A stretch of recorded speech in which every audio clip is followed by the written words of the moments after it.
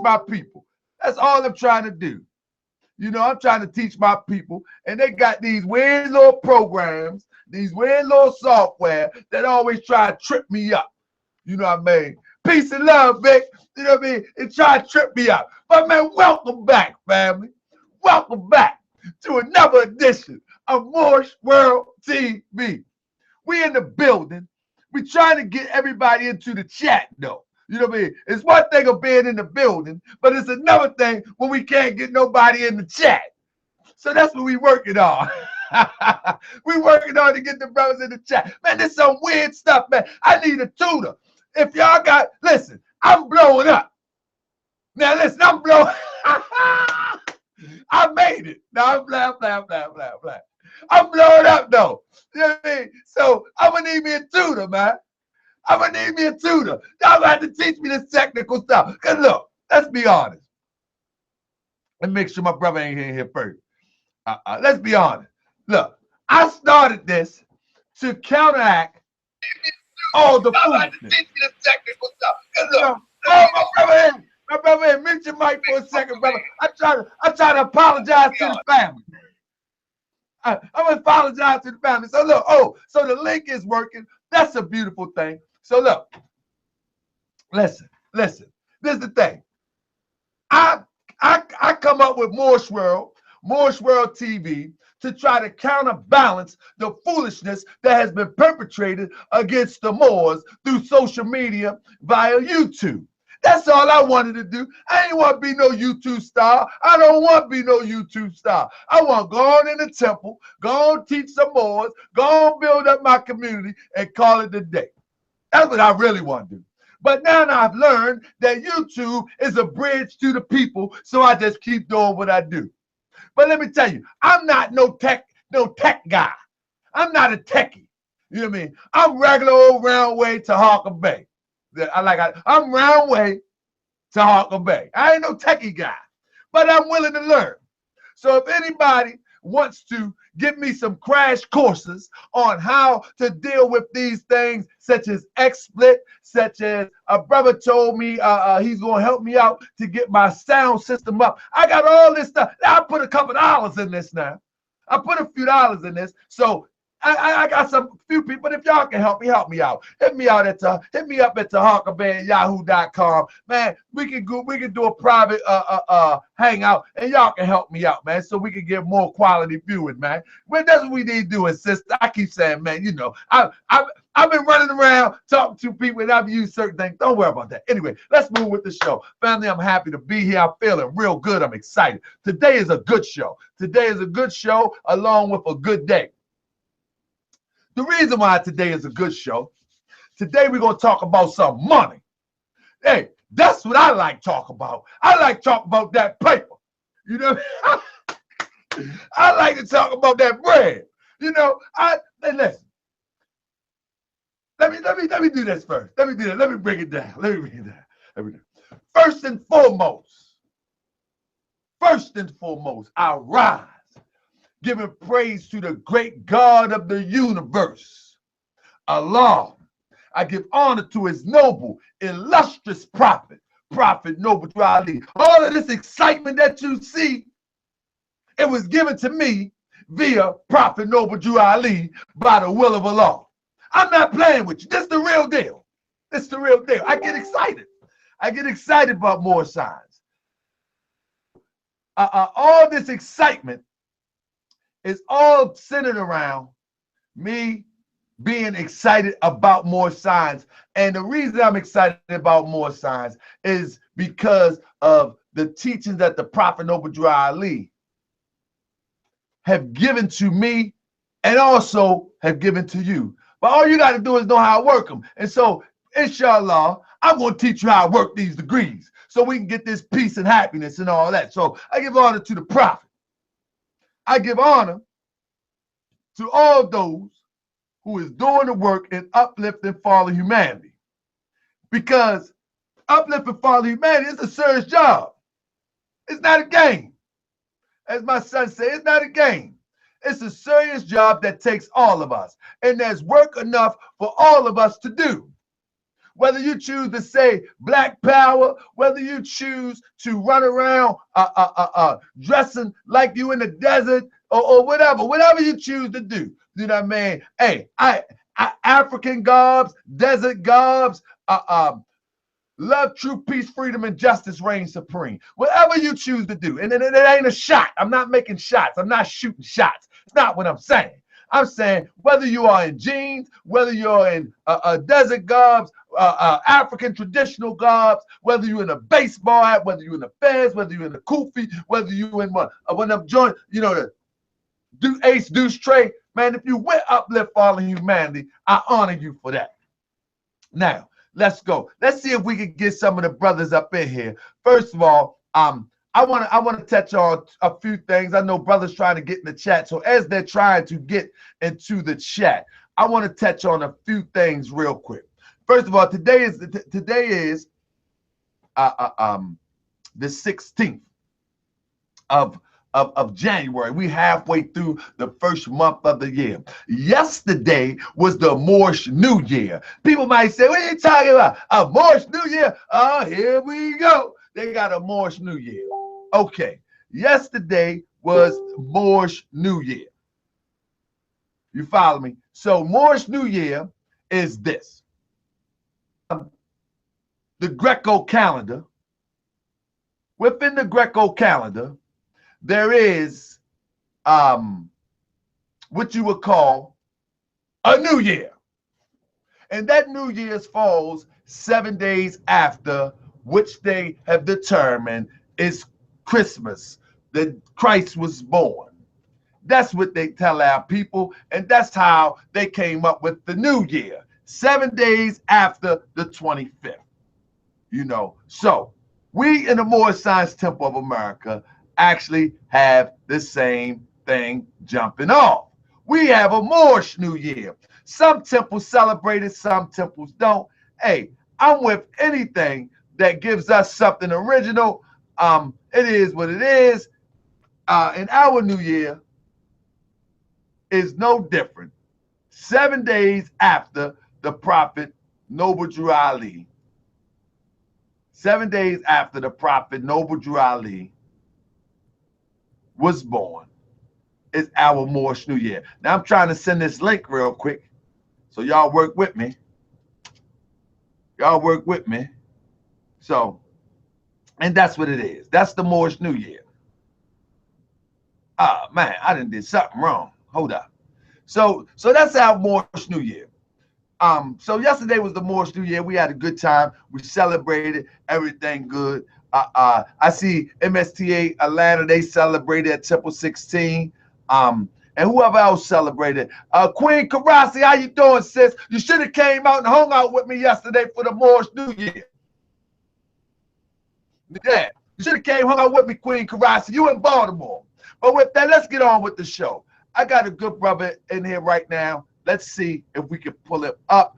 Oh, yeah, there got my good brother right there. Brother Cyrus Hill, are you there, my brother?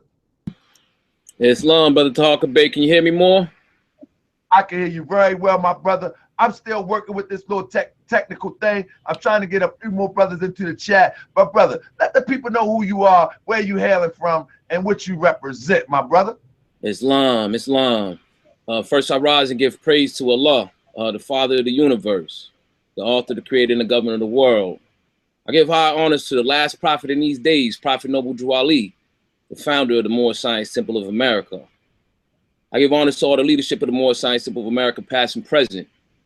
Giving honors to Brother E. Maley Ill, Brother C. Kirkman Bey, Brother F. Nelson Bey, Brother J. Blakely Bey, and Brother All Love Ill. And give honors to my current leadership, Brother R. Jones Bey. Praise Allah, praise Allah. I give honors to the show. I give honors to you, Brother Talker Bey, for this platform. Praise Allah. Praise brother, Allah. Brother, let me say this. I love how you gave your honors, my brother, because I always say my Moorish science have no borders. And you represent that in your honors, brother. Praise Allah, brother. Islam. Absolutely, brother. My Moorish science have no borders.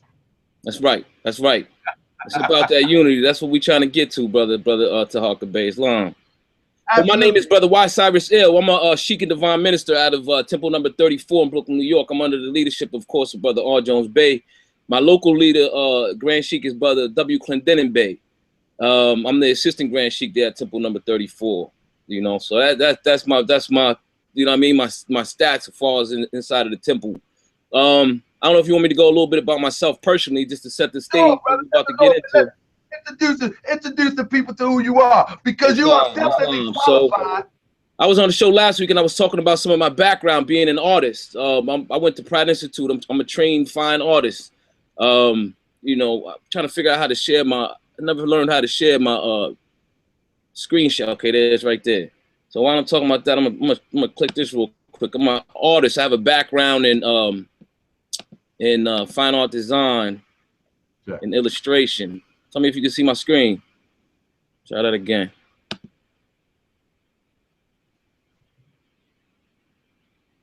All right, so on your screen, you know, you hit that. There it is. There you go. You know, I switched studios. These are some images of some of the works that I did when I was. Yeah, it's not working. You know what? I'm gonna skip that. I don't want to get too thrown off. Say again. I said we definitely see the screen.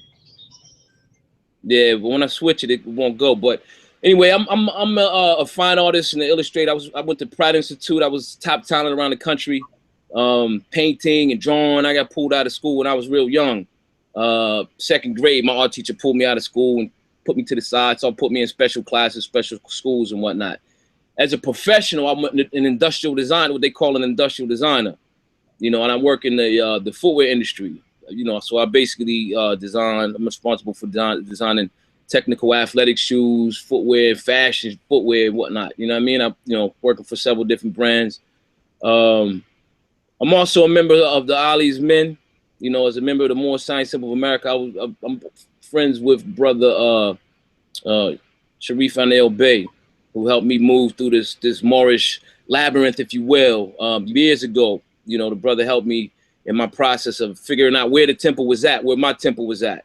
So I'm a member of Ollie's Men. I'm a member of the MST of A. I consider myself a faithful Moor. I'm a what they call a temple Moor. That's right. Say that again. I said that's right. Islam. You know, and I wanted to expound on that a little bit as a temple Moor. You know, I love my people. You know, this has been a conversation I've heard over the last couple of years about whether or not Moors are, you know, how we feel about our people, whether there's, you know, what the passion is and whatnot. I wish I could share this screen. I'm gonna try to figure out, you know, when we go off to the side how to do it. I'm gonna show some of the stuff that I was doing, like, you know, in high school and in college. I've always been very active. I got a great amount of love for my people. I personally believe that to be a Moorish American, card-carrying member and an active member of the Moorish Temple of America, it's hard to do that unless you have a love for your people. You know what I mean? So. And also, I want to throw in and say I have very high standards as well. So I don't really fall, you know, being from the city I'm from. I'm hailing from Brooklyn, New York. I don't really fall for a lot of. I'm not easy to trick, put it like that. You know what I mean? So to me, to see the standards that the members actually or the leadership carry in the, you know, wherever I'm at is very, very important. You know, I study the other movements that are available in our community, that are active in our community. You know what I mean? Just to name a few. You know, you have our brothers and sisters in the, you know, the Hebrew Israelite community, the Kemetic community, the Nation of Islam, and other forms of Islam. Then I found the standard that I was looking for. Me personally, I found it in the Moorish Temple of America. So with that, I became very interested in business. That's the topic that we're talking about today. As an artist, I'm a very talented, I'm a very rare type of artist in this country. Like I said, I was top talent. I got a full scholarship to ride at Pratt from what I was doing from just the early years of my life in high school and whatnot. So I became very interested in business just to balance that out a little bit, if you will. I realized that I had a raw talent that you know, businesses would like to use, and certain companies would like to use, and I wanted to make sure to apply it to something that I felt was right with my principles. So I had tucked this talent years ago, and I decided to hone my business skills, you know what I mean, so that I would be able to take advantage of what Allah gave me myself, instead of having someone take advantage of it for me. So when I came into the Moorish Temple of America, I naturally found that this was the place that I wanted to begin to unravel, you know, and expose the talent that I had, you know what I mean, and actually bring the business to the table. And being in the industry that I'm in the footwear industry, like I said in the last show, it's a $48 billion industry. I'm in manufacturing. So we're talking high stakes in terms of the ability to actually generate capital, so on and so forth. So I'll leave it right there. That's a little bit of background about brother Cyrus L, if you will.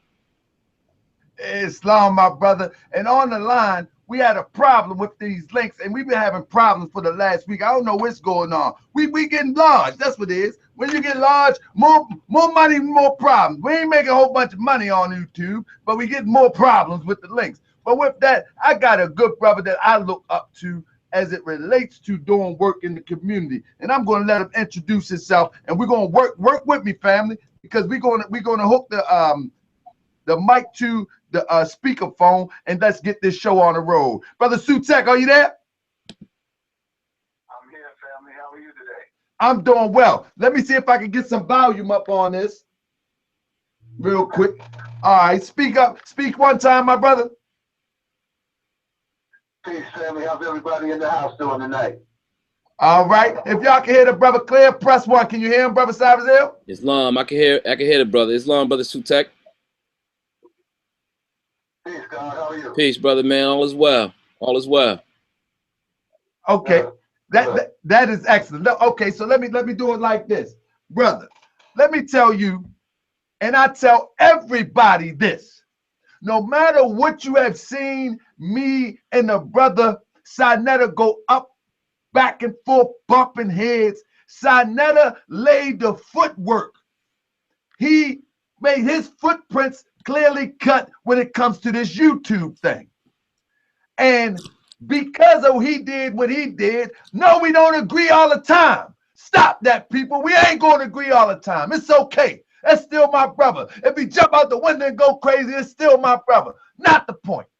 The point is that this brother introduced me to the brother that I'm about to introduce you to if you don't know the brother. How did he introduce me to Sutek? I watched this brother on Sinetta TV to pour out his heart and his soul to try to uplift the people. He brought comedic relief, comic relief to it, up to the Negro. Loved it, still love it. But then I think it was last year or maybe the year before, probably was last year, when he was giving free seminars in Harlem talking about business and economics. And it was a sad thing that people in the local neighborhoods or whom have you hardly showed out or showed up, doing it for free. And we here in the Moorish Simple of America, those who subscribe to Moorish World TV, we have them here and we need to take advantage of it. Period, point blank. And now this brother has been around. I'll let him tell briefly where he come from, his story, and what qualifies him to teach a group of people concerning business. But I've watched it, I've heard it, and I was like, wow. Why wouldn't they take advantage of that in Harlem when he was doing this for free? So he's here on Moorish World TV. Brother, introduce yourself to our audience, my brother. How you doing?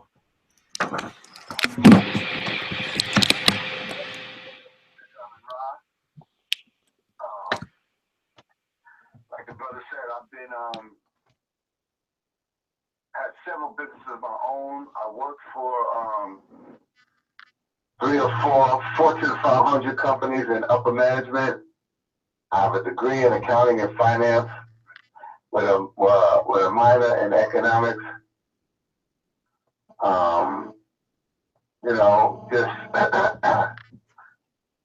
just think I have a clear understanding of money, how money works, what runs this society in which we live. There's like the realistic approach and the fantasy approach. And I think a lot of us gravitate to the fantasy approach to things only because when you go to the realistic approach to things, it requires you to do something. And a lot of us really don't want to do anything. They just want to talk about doing stuff. And I think that's the problem that we run into a lot. And just to say that we don't have a full understanding of how the society in which we live actually works and what makes it run.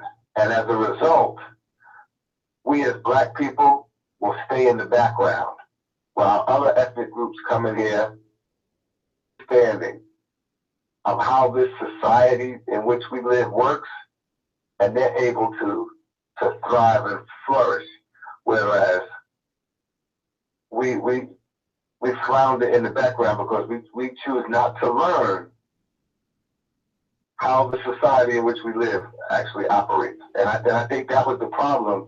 What you were referring to, brother, the seminars we were given, we was calling them Money Making Tuesdays. There we go, brother. Yes, sir.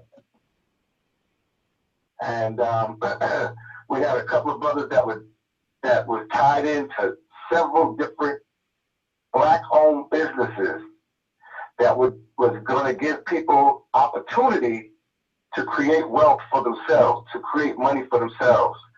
And you just have a lot of people out there that just want to hate for no reason. And the problem with that is that when we advertise on YouTube, you get a lot of anonymous people would come in and always throw something negative out there about what's going on. And you don't really know who these people are. You know, you have I know there's like white cats that come in with Black names just to throw negativity out. And then you got Negroes out there that just want to throw negativity out. They don't want to see anybody prosper and succeed. So that's what happened with that Money Making Tuesdays. It was, you know, we have an adverse.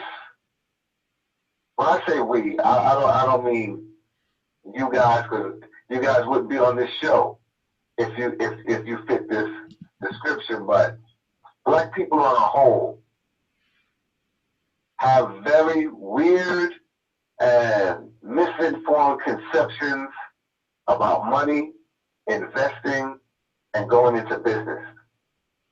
And as a result, other ethnic groups come into our community and they extract the money out of our community and it never comes back.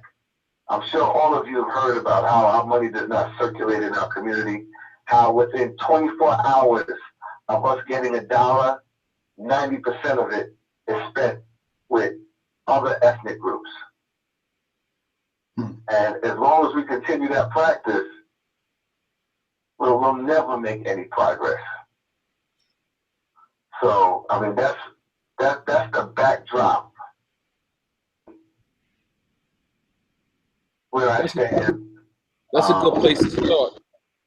We live in a capitalist society, and people don't understand how a capitalist society runs. They don't realize that in a capitalist society, capital is your best friend. It is also your greatest weapon. And since we don't understand it, we don't know how to use either one. Brother, that was powerful. Brother Cyrus, did you want to chime in on that? Because you said that's a great place to start. Yeah, let me make sure that I want to definitely speak to that. Yeah, I think so. Let me hear. Come on, Cyrus. Yeah, that what Brother Sutek is touching on, you know what I mean, speaks to a premise I want to lay out before we get into some of the details. I have ideas and lessons from my experience and stories, but I wanted to start with some basic premises. Hey, Brother Cyrus. Yes, sir. Can you hear my Brother Sutek? Yes, I can hear him. It's a little bit in the background with echo, but I'm trying to concentrate on what he's saying. Okay. Let me see. I'm gonna turn the mic down just a little. All right. So I want everybody on Moorish World TV. This might be a little struggle to get through, but we're gonna get through it. Y'all can hear Brother Sutek, y'all can hear Cyrus. Hopefully they can hear each other, and we can get this flowing. People in the audience, don't be so high strung on the language in which we use. Try to identify the principle and what we're talking about and take it so we can save ourselves, so we can learn something and move forward. This is real information that we can use in real time. I'm not going to be saying much because I want to take it in myself. You know, I have a business, but these guys are giants. I am the little guy, the little business guy, little businessman. So I want to take some notes myself. So sit back and let's enjoy and take this for a ride. Take this ride that we're about to take for the next 60 minutes, if possible. Long as nothing go wrong. Cyrus, the floor is yours, my brother. Yeah, I wanted to frame this part of the discussion early on with the premise, the principle of unity. I'm big on the principle of unity in terms of the necessity of it in order for us to proceed on a lot of the different things that we discuss, our community discusses, including political issues that we have, you know what I mean, in terms of our relationship with the police department, the judges and courts and legislature and whatnot, and we touched on that, pretty thoroughly on this particular platform. But also when it comes to finance, and accumulation of wealth, and like Brother Sutek talked about, why is it that our dollar doesn't circulate around our community one time? In other communities, it circles as many as 7. The Jewish community was like 14 times around. I think it all speaks to the principle of unity, the need for unity, for our people to become a lot more focused. We are a very divided people. I always say that since since 1776, when this country began to become formed or perfected, if you will, our people have not been totally unified to any degree, to a large degree. And in unity, the only way you're going to get political strength and the only way you're going to get financial strength is for us to get unity. So I wanted to lay that out as a premise. I don't know what your thought is on that, Brother Sutek. If you follow that basic premise, or if you want to chime in, Brother Tahaka Bey, because I even think that in order for us to achieve unity, that there's some things that need to happen. I heard someone talking recently, I think it was Brother A. Hopkins Bey, talking about the necessity in order for us to, or my personal thought is in order for us to reach a greater unity, we need to increase the love that we have within our community. If you listen to the music, you look in the culture of the characters that they have for us to play on television, you can see that there's a lack of love in those characters and in the music. It's kind of more of a hatred. Brother Talker Bay, you were saying, this is why the prophet said that he came to teach us how to love instead of hate. With love, then you're going to more easily be more readily able to agree to unify. If you don't have love, then it becomes a little bit more difficult. We become a little bit more argumentative, which is what we've seen over the course of the last 10 years on the different platforms and the different discussions. So I think that unity needs to be addressed first and foremost. We need to put it in the correct place so that we understand with unity, the Prophet Noble Drew Ali said, with unity there's strength. I want to start there. I'm going to leave that like that, let the brother touch base. Now I'm going to go into the Young Men's Moorish National Business League after that, still speaking on basics. Brother Sutek, are you still with me? Let me see. Brother Sutek, you still with me? He might have went out on me. Because in order to put our dollars together, we need to be able to agree on what we plan to do. You know what I mean? In order to be able to work together, we have to trust each other. All of those things are the byproducts of unity. I wanted to go in and add this real quick while you try to bring the brother back on, Brother Tahaka Bey. Brother, you can take it away, my brother. Islam. I'm gonna start slow, and then I'm gonna go into some concepts and whatnot. Prophet Noble Drew Ali said he gave us everything that it takes to save a nation, to uplift a nation. And he told us to take it and go save yourselves. In the Moorish Science Symbol of America, we have several different auxiliary groups, if you will, including the Sisters Auxiliary. We have the Young Men's Moorish National Business League and the Young People's National League, and they go under the name of the Young Muslims League. In the Young Men's Moorish National Business League, we actually work to achieve some of the goals that the Prophet Noble Drew Ali set for us, some of which are having stores or businesses, satellite businesses connected to the temples that we're actually members of. In the Prophet's Day, they had, you know, I believe it was a meat market or a grocery store. We're supposed to have laundry mats, you know, or a restaurant or something to that extent. You know, I'm a big fan of myself being a, you know, I like this gentleman, what's his name? Robert Kiyosaki talks about the importance of having assets. And some of my favorite assets are concepts like laundry mats, parking lots, where the investment is not really large, and then the output, you know, and the maintenance is not really high, and the output is strong. But the Young Men's Moorish National Business League is supposed to work inside of each temple and strive toward opening up businesses as well. And this would also help address, you know, the need of actually strengthening the temple in the community overall. But again, I can't stress enough the importance of actually having unity on board in order to make that happen. You know, one of the things I have an idea I wanted to actually unfold on this show tonight. And going a little bit, I have a business. You can find some of the products, because I'm at a loss here to work this. This is my first couple times on Google Hangouts. I don't know how to work the screen share, so I can show it directly from my screen. But you can go to www.Sova Design Corp. That's Sam Oscar Victor Arthur designcorp.com, and you can access some of the things that I've done in the past in my industry in terms of footwear. I mean, I've worked with, you know, a ton of different people. I'll get into that a little bit later, but you know, I've been designing for a very long time. I'd like to take you know, the funds that I'm able to generate, you know, as I move forward. I have a brand called Custom Collabo, a luxury sneaker brand that I launched in 2012, and I'm working with some of the Moors in the temple, including Brother Sharif, and a shout out to my brother Nat Turner, Ahmed Ali L, to reintroduce this brand and some products this summer. I want to take the revenue from that and add it back into the community. And I believe one of the concepts that I have is, you know, for us to generate a trust fund. You know, we have in the so-called African American community, Asiatics in America, we have several wealthy, you know, celebrities and actors. We have athletes and musicians. We have inventors and doctors that have finance, but it doesn't seem to me that these finances, you know, we still don't have very strong banks like, you know, in the past, even in the early 20th century.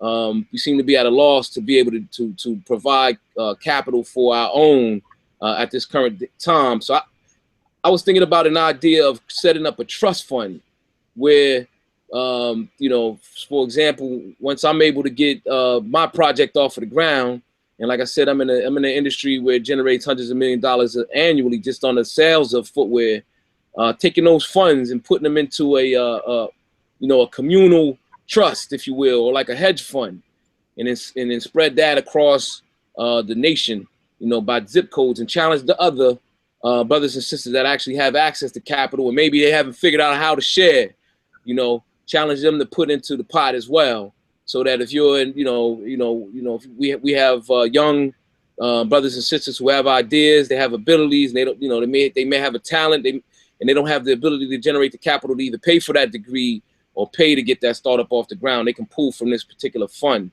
a trust fund, you know what I mean? And these are taking advantage of certain things that we're already aware of, you know, but we just don't know how to utilize them properly. We don't really, I haven't seen any, you know, anything similar to this where there's a communal pot where we all put in together, so that someone like myself, where I struggle, you know, I got stories on top of stories to tell you about, you know, some of the corporate football, some of the corporate, it's very aggressive. We're in a very competitive environment in corporate America. And, you know, if you make one mistake, you might be years and years going around in circles trying to find funding to get your project off the ground, which in itself, you know, without that problem, we'll be able to generate capital and vice versa, spread it around the community. So, I don't know if you follow me, Brother Talker Bay. We get Brother Sutek back on the line. My brother, are you there, my brother Sutek? I'm here. Can you hear me? Yep, I'm about to set you up. You sounding better now. I want to make sure I get this echo out. Is the echo gone? Yeah, I hear the other brother very well now. Okay, good. Now, can you hear him, Brother Cybers Hill? I hear him crystal clear, brother Bay. I hear you, brother Sutek. Okay, since you heard him, brother, you can chime on in, brother, and let's see what we can get the people motivated into on some business. Well, what the brother was talking about when he was saying there needs to be unity, I mean, that's what it's about. But in a realistic way, you got to say, okay, how are we going to unify? We're not going to unify by holding hands and, singing Kumbaya. The chances of us unifying by us, coming from all over the country to, a certain location, which we might can think of, but to start out, we need to unify our dollars. You understand what I'm saying? Whether I'm a Christian, a Muslim, or whatever I am, whatever my core beliefs are, that shouldn't affect us being able to come together and unify our dollars, right? We always talk about, we need to pool our money. Well, the fact of the matter is, black people do pool their money. But the problem is, they pool it with the wrong people. They pool it, when you deposit your money into a bank account, you are pooling your money. You're pooling your money with the people who you are claiming are oppressing you. You understand? So we need to pull our money out of these Caucasian owned and dominated and operated banks and start putting our money back owned and operated banks. And then once we do that, I don't want to say dictate or put pressure on them, but it would behoove them to reinvest that money in the community. Right now, we put our money, like in New York, we put our money into HSBC, Hong Kong Singapore Banking Corporation. Now, when you put your money in the HSBC and people go to them banks for loans, who do you think are their preferred customers? To the, what's that bank? TD Bank. It's a Canadian bank. See, we don't do the research on where we put our money at. We pool our money, but we pool our money with our enemy, and our enemy has control over our dollars. So, we're not going to unify by ideologies and all of that. We can forget that. But in a capitalist society, like I said, capital is your best friend and it's also your greatest weapon. And if we can unify our dollars, you understand? If I may, brother Sutek, if I may, in unifying our dollars with say our people that are owners of banks, those of African descent that here in America own banks. How can we ensure that they are going to look out for our best interests when it comes time? Because sometimes our people use the same principles as the European. But see, you can always withdraw your money. Right. If they don't perform the way the community expects them to perform, you withdraw your money. And sooner or later, somebody's going to come along that's going to say, well, I'm going to do what they want because I want that money to stay in my bank. Right. That's competition. People come down on capitalism because they don't understand it. But when you're 12% of a population, right, capitalism is the best economic system for the come up. In a socialist society, a communist society, or a fascist society, if you're a minority, 12% of a population, and let's just say those numbers is off, say we're 25, 30% of the population, you still are a minority in that system. Capitalism is the best system for you to have a come up in and have self-determination. All right? So, that being said, once you understand the rules of capitalism, then you'll be able to flourish. All right. And the thing about capitalism is it's an open competition system. Right. But if you don't know the rules, then you can't compete. And we as a people don't know the rules. There's a lot of black people out there that understand the rules of capitalism. But if I can jump in, brother. Come on. Brother Sutek, can you hear me? And I totally agree with what you said in terms of the rules of the game in the United States and dealing with capitalism. And this is one of the things, I think this is one of the things where the prophet said there's unity and strength in nationality, if you will. When you look at the different other nationalities throughout the country, right here in New York City, I mean, I see in the city, you know, when the Arab, you know, or Yemeni may come into the country, then they don't have a lot of finance, and they work together to, you know, they live together in a home. You know, they may split a rent or split a house mortgage, and they start a small business. It might start off on a cart, and then that business moves to a newsstand. And if you notice, they always cycle those businesses. They hand it from one to the next as they move through the ranks, and they take the finances from that, and they're able to pay for college and set up a small business, and they keep it within their nationality. The Chinese do that. You see the Indians do that. Italians, Dominicans, Puerto Ricans, they all have their lanes. I don't have to tell you what business the Korean is in. I don't have to tell you what business the Dominican is in. I don't have to tell you what businesses the Arab prefers. Our community, we don't do that. And that comes from whatever it is that unifies. I personally think that, you know, I would have to disagree and say that we have to figure out something that we can agree upon and unify around so that we can have that similar function, because that's the way that this country works. All of the nationalities, you think about how the Italian got to the position that they got to. They did it in stages and they did it in unison. And this is the reason why I say that we have to figure out, that's the part of the capitalist game, if you will, that we haven't been able to put it together. Then I think that's by design. It's by a lot of the different things that we were conditioned. And we can all go into conditioning, whether we talk Miller Willie Lynch, or all of the different things that were done throughout the years, you know, in the community in terms of making it so that we cannot work together, or we're afraid to step up and do certain things, you know what I mean, throughout the Reconstruction period or through the 60s, you know. But we have to gain that. And when we don't have it, we don't move up the ladder. And we're still stuck on the first rung, and it's trying to figure out how to even get a dollar to go around the neighborhood.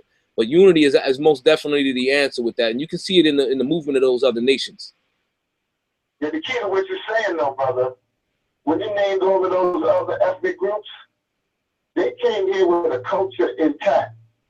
And that culture has rules of engagement. Yeah. Understand? Us here, we don't have an intact culture. It don't matter what, well, I'm not going to say it don't matter, but our nationality is, if our culture, if we don't know the rules of engagement of our culture, then, you know, we're just going to flounder around. The Korean knows, they ain't buying shit from nobody else. The Arab knows, they ain't buying nothing from nobody else. The Jew knows, I'm not buying nothing from nobody else. The black man and woman, they don't know that. You understand? Because you know, you got black people that celebrate St. Patrick's Day, and you know, you got black Christians, you black, you know, we just so scattered all over the map. As far as our thinking is concerned, that we don't see, we look at ourselves as Americans and for the most part as imitation white folks in the mainstream society. When nobody else comes here and tries to fit into mainstream society, we're the only ones that do that. We're the only ones that trying to fit in with the Caucasian. And as a result, and we don't know the rules of engagement and how to take care of our communities, we stay on the bottom. Where every other ethnic group that you name, they have national economic policies. When they come here, they understand. You know, they get off the boat, they get off the plane, however they get here, they have an understanding and a purpose. One of the things that's taught in the Moorish Science Temple of America, our prophet instilled us with, and it comes from the Circle 7 Quran. It says, in all the world, there are two things. The one is truth and the other is falsehood. And falsehood is that what seems to be. in actuality, the truth is we do have a culture. We do have a history. Our people had culture. We all know, all of us on this platform know, before we entered into the situation that we're here in this current day and time and location, we had culture. We were the mothers and fathers of civilization, and that is indeed true. We just need to reverse engineer and put it back together, because the truth is we actually do have a culture. One of the places that I would start is putting that puzzle together and finding out the connections between Christianity and Judaism, if you will, and Islam.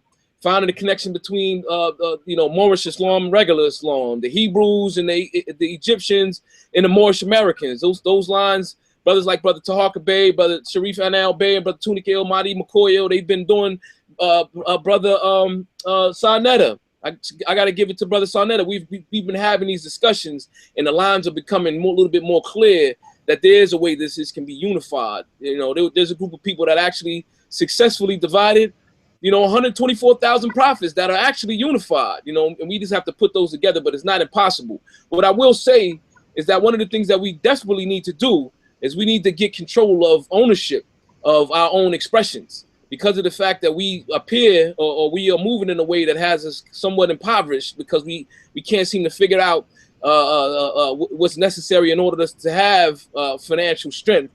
We lost control of, I'm gonna tell you a story about in my industry that I'm in. Like I said, I'm in the footwear industry. And I struggled from around 99, 2000 up into about 2004 to save the urban industry, where, working for brothers like Damon John. I'm a close friend with Damon John or Russell Simmons, right? These brothers had brands back in the day that were pristine and functioning very well.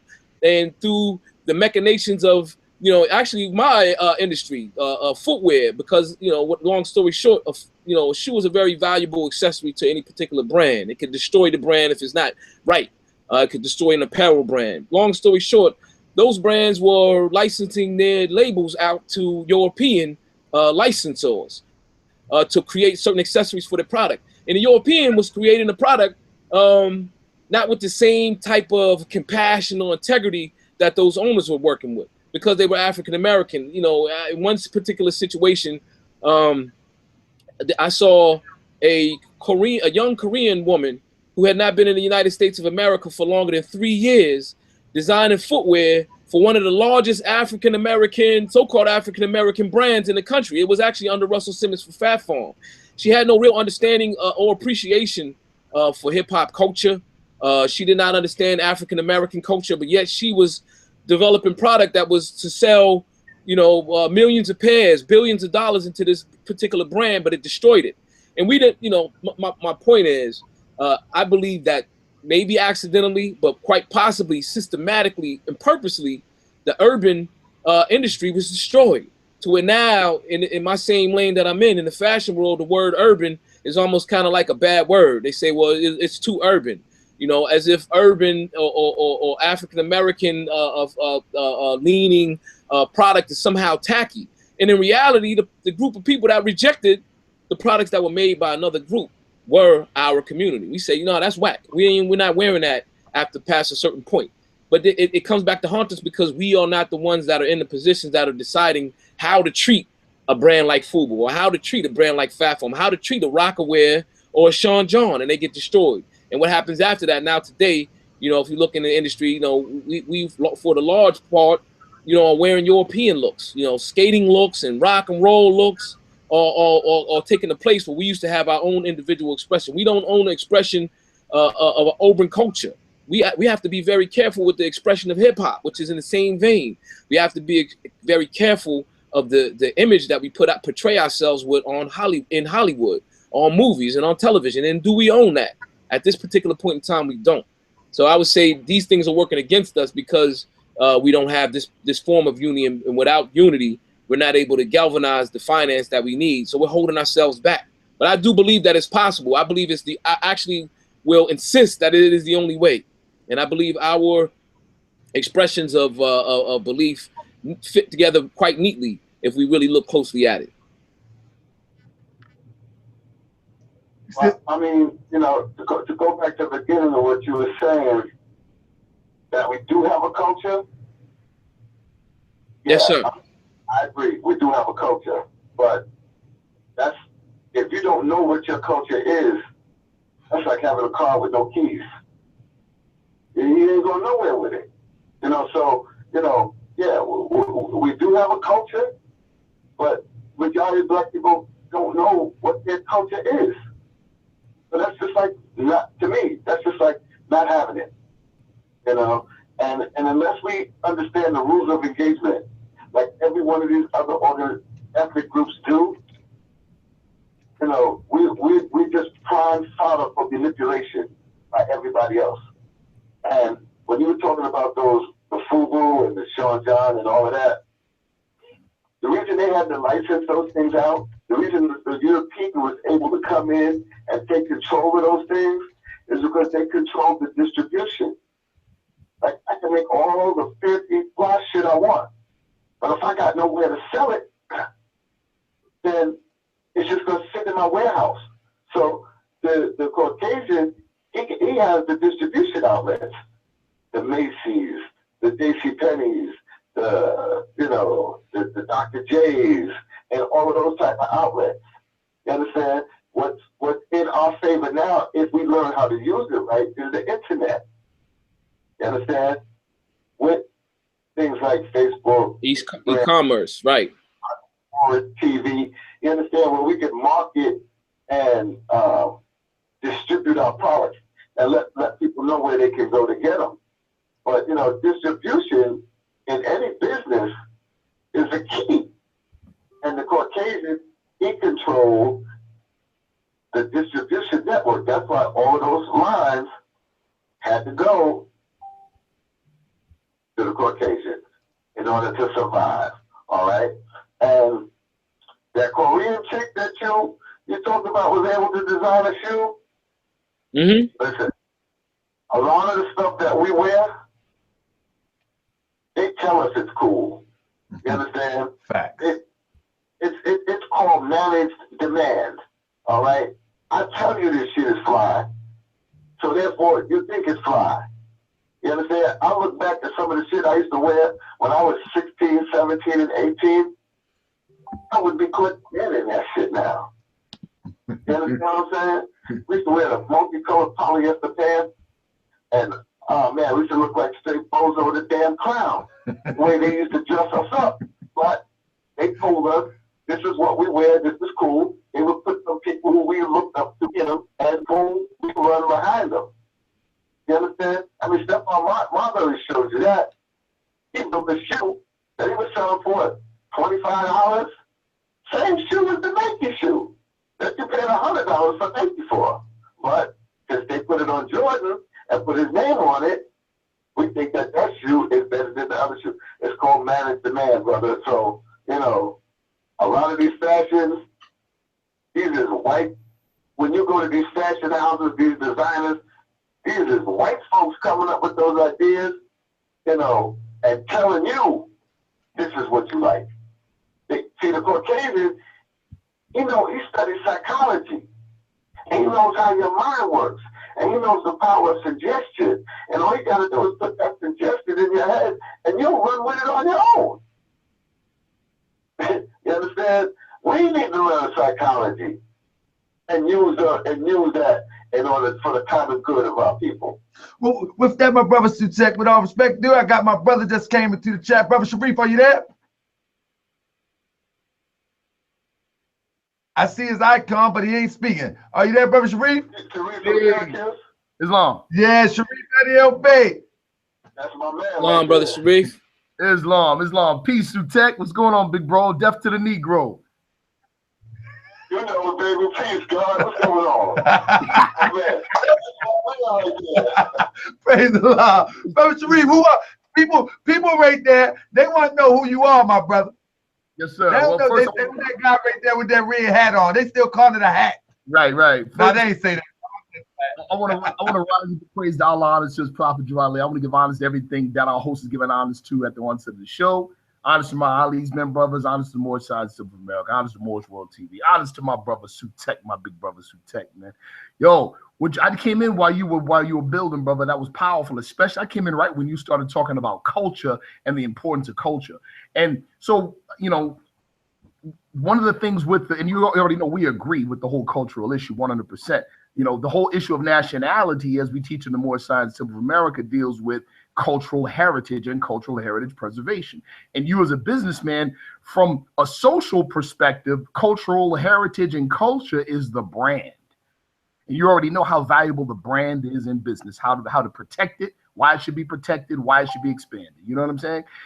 But to your point about what's going on with the automation of society, in other words, Europeans telling us what's hot to wear and we just following along thinking that it's our own idea, right? That's because they control the narrative.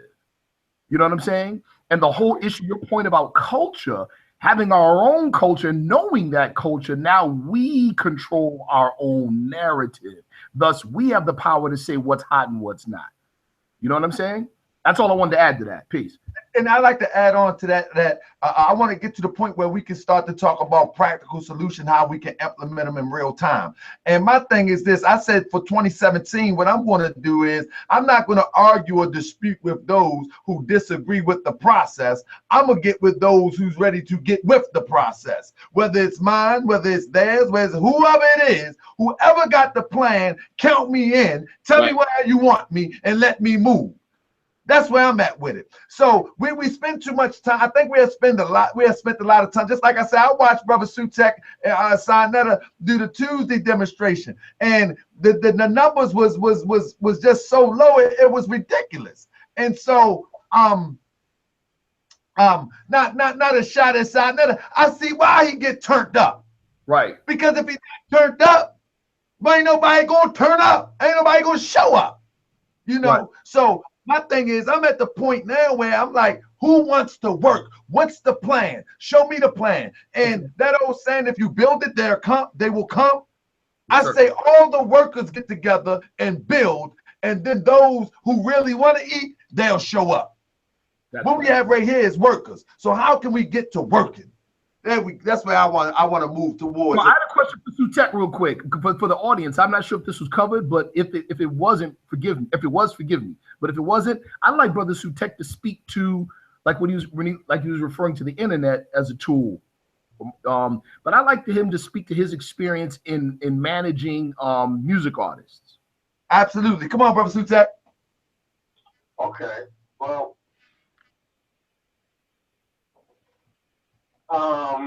my background in music, I worked for Tommy Boy Music back in the 80s when Naughty by Nature was hot, De La Soul, Queen Latifah. Tommy Boy Music was one of the early hip hop labels. Yes, sir. Right, one of the independent hip hop labels. That's when they signed RZA, when RZA was called Prince Rakeem, remember? That's right. We love you, Prince Rakeem. I'm telling my age. Let's go. Yeah, exactly. So, you know, I worked with Tommy Boy, and then I went from Tommy Boy, I went to Arista Records. And, you know, I wasn't in the creative artist development side. I was on the business side. Because my background is business, accounting and finance. So my experience was the business side of the music industry. Although I like to think of myself as a creative person. All right. So once I learned the industry, because any business you get into, you got to learn the industry. You got to learn the industry in which you operate. You understand? You got to know how that industry works, where the money is, where the customer is. You know, how you get your product to the customer. All right? You got to understand the psychology of your customer. So all of that comes into play when you have an artist that you want to manage their career. You have to understand the business, you have to understand the customer and the psychology of the customer and how to get your product in there. So the group that I managed was DMX. I used to go to DMX. I was down in the early stages of Brand Nubian. I was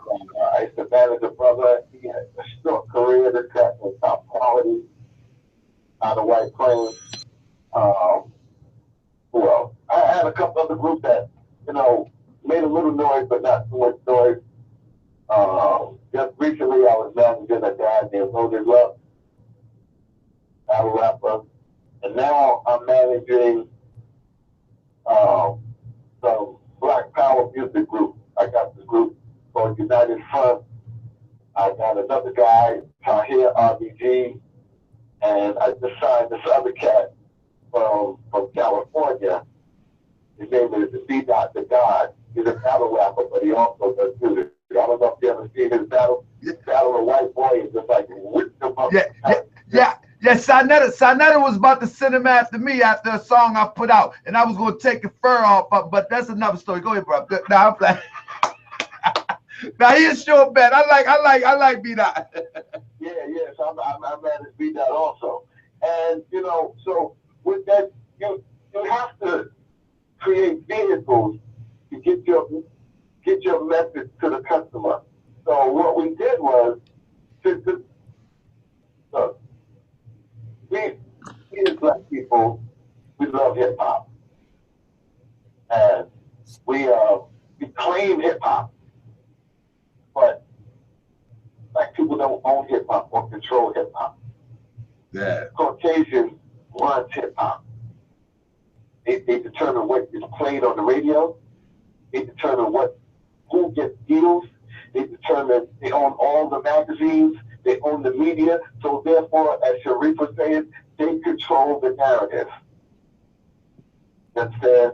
So, you know, trying to be in that lane, I call it slave making music. With that slave making music, I stepped back from that and now concentrate on this music, this consciousness music where, you know, if we play our cards right, we can control the narrative of this music, because the record labels don't have the strength that they used to have back in the day, and that is distribution. See, back in the day, the record companies, they had all the strength because they controlled the distribution. Because back then, they were selling CDs and cassettes and albums in record stores. Now there's no one here. You have to look far and wide for a record store now. You understand? Now everything is online. You know, your phone is your new DJ. You know what I'm saying? You download it right to your phone. Boom, boom, boom. And now everybody has access to that. So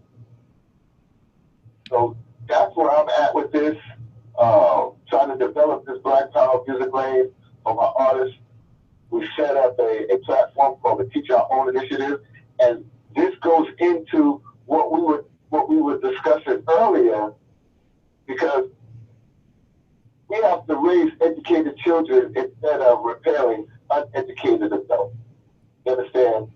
If we can give our children the proper training in their formative years, then we don't have to try to repair them when they get older. Like, I got repaired, you know, I was repaired at like 42, 43 years old. You know, a lot of us come into consciousness late in life, or, you know, or comfortable with our consciousness late in life, and have an understanding of what's going on and how society works. We need to take responsibility for teaching our own. So what we're doing with the Teach Our Own initiative is using my groups, D.Dot, Tahir RBG, United Front, to do fundraisers for Black-owned and operated schools, because we know that in order for somebody to be in business, it takes money. You understand? So we want to raise funds for these schools. And the first school we raising the money for is the Akabin Institute in Atlanta, run by M. Wally Mufarudi and his wife. They've been in business for 17 years. The man turned his house into a school. And like I said, he's been in business for 17 years. And we want to help him with his operating expenses and, you know, try to put some money into the school to help it grow so that it can continue. And we're going to go around the country doing that for other Black-owned and operated schools. So, that was something creative that we did. You know, we attached our music cause. You understand what I'm saying? So, you know, you just have to think creative. You have to know the business, and you have to think creative. And when you're managing artists, because you're responsible for their careers. You know, I hope I answered, you know, your question, Sharif. If you got any specific questions you want, just let me know. Exactly. What you wanted to chime in, brother Cyrus Hill? Yeah, and I wanted to. I don't know if Brother Sharif, you had a comment first before I actually added it in his thought to what Brother Sutek was asking. All I was going to say was that he did I wanted to know, but more so I wanted the listeners to hear. You know what I'm saying? So that was perfect, brother. Thank you. Islam. I was going to say, you know, I don't know if I'm the only one. I know I'm not the only one that's picking up on the this kind of like a there's an underlying issue again that I'm noticing in that the way that the game is being played by we say some European, I say some Europeans, not all Europeans, but the ones that are actually playing us against our own cultures, things like you know, they're playing checkers. I mean, they're playing chess, and we can't afford to play checkers in terms of you know, even allowing someone to control the expression of hip hop, or allowing, you know, the system that I see. You know, I deal with psychology of the psychology of trends in my business. I'm the master of the psychology of how trends are made. I know how to engineer them. I know who starts it and how to spin it. You know, and we have access to the different poles that you can use to generate the noise to create the trend. That part is not really hard, but you know, when you look at this thing in Hollywood where they will award an Oscar award for a movie like Monsters Ball, which always got me, you know what I mean, for an actress who took a role that another actress said, no way, I'm not taking that role. And then you give her an Oscar, do you understand the chess move in that? You know, because you have all the other actors that basically clamor, actresses, let me say, that clamor to say, well, if I'm going to get an Oscar, I got to play that role like that. You know, I got to play, that's how she got it, so I need to be a little bit more like her. And then what happens is all the movies that are coming out of that industry are being shown to our little ones, to the youth, to the little girls, and they think that these roles that they're playing are the only way that they can actually be. And that's character assassination in a very sophisticated manner. But it ain't so sophisticated that we shouldn't be able to see it. So my point is, we can't allow for expressions like any form of hip hop. We got to fight to get the hip hop back, brother Talker Bear. I know you can speak to that. We have to fight to get control over our education. You know, there's another system at play. You know, people talk lightly, you know, and sometimes it gets a little spooky speaking about gatekeepers and the boule. But I see it firsthand in the industry that I'm in, that those that have a tendency to be unscrupulous, have a tendency to not think about their own, or sometimes think about themselves and don't mind kissing the ring or kissing the butt. They, you know, sometimes they in general, I can't deny that they do well in a system where someone is trying to control your expression. So I just say that, you know, we can't allow for those things to happen in order to get an accumulation of the professionals that Brother Sutek spoke on, and I totally agree with that. You know what I mean? From the next generation, the younger generations, we can't allow them to slip down these channels where somebody else is actually also there and has a vested interest in controlling them, and already has venues in place to attract them and bring them in, and then they don't come back to our community, and then our community is left abandoned. You know what I mean? So I just think that there's a very strategic game that's being played. You know what I mean? And we cannot afford to play checkers.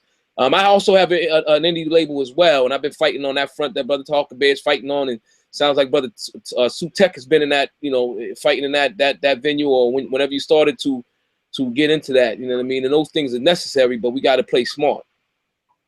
I think one of the things that's very important that we must do is that we must be able to begin to implement these things in real time. Right. Like, I mean, and I'm doing a drop right now. It ain't shameless. It's a drop.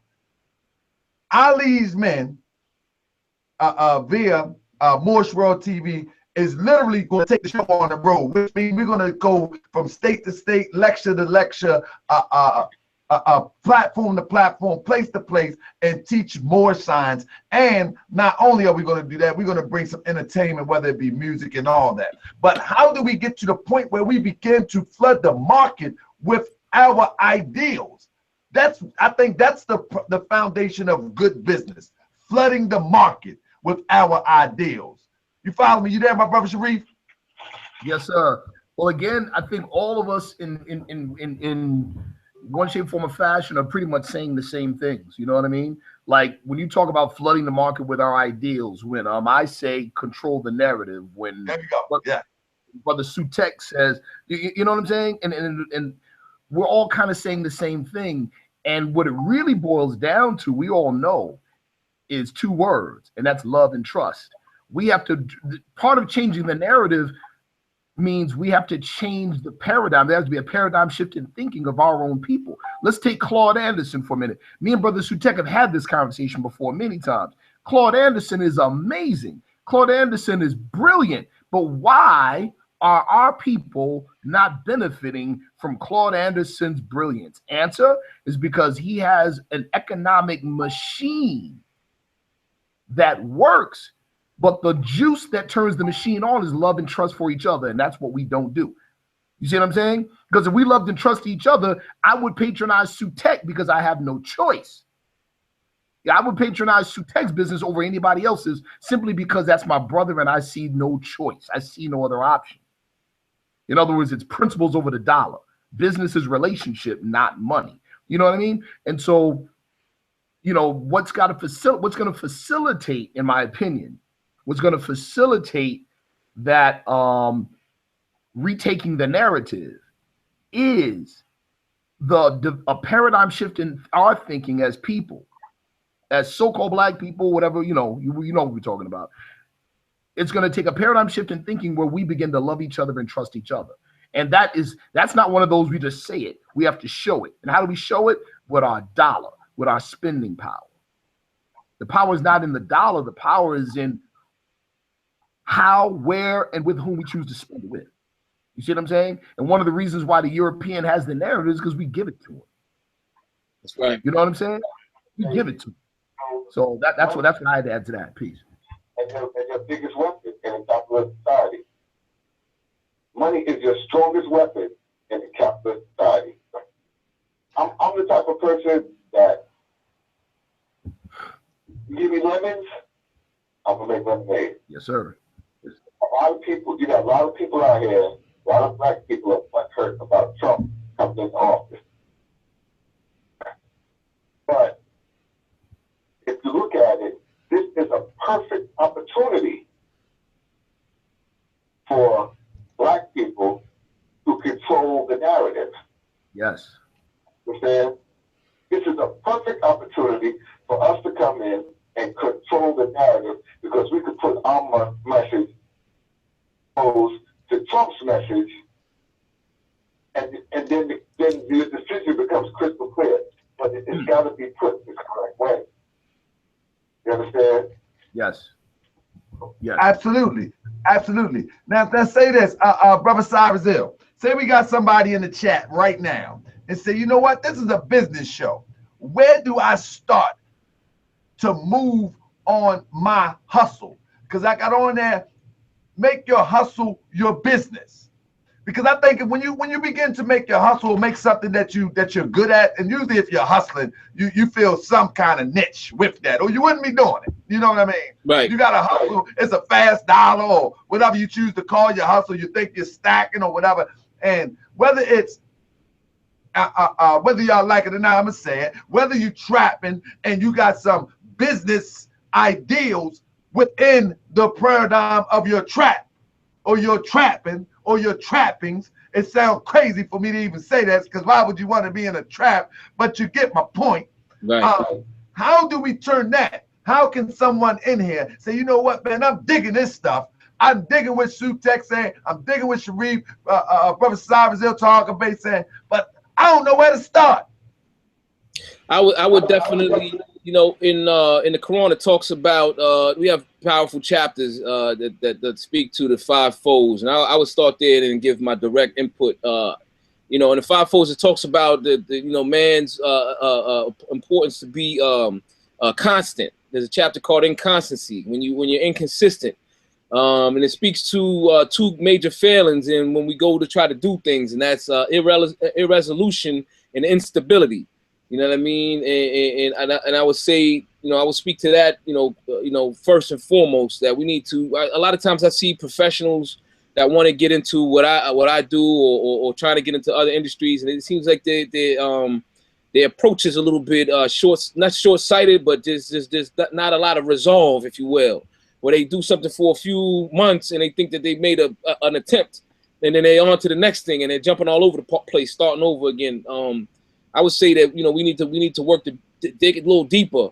You know what I mean? There's in business, one of the first things is diligence, due diligence, preparation.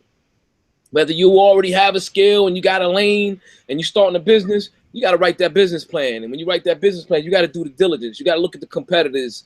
You got to look at the market, look at the distribution, like Brother Sutek said. Look at certain advantages that you may have, and then crunch the math together properly. And you put that business forth before you step forth. You don't just, have a thought and you just move out sloppy, because it's too easy to lose your feet that way. You know what I mean? Or preparing your life. You also, me personally, like I said, I started when I was very young. We need to train our children to be prepared to select a career while they're in high school.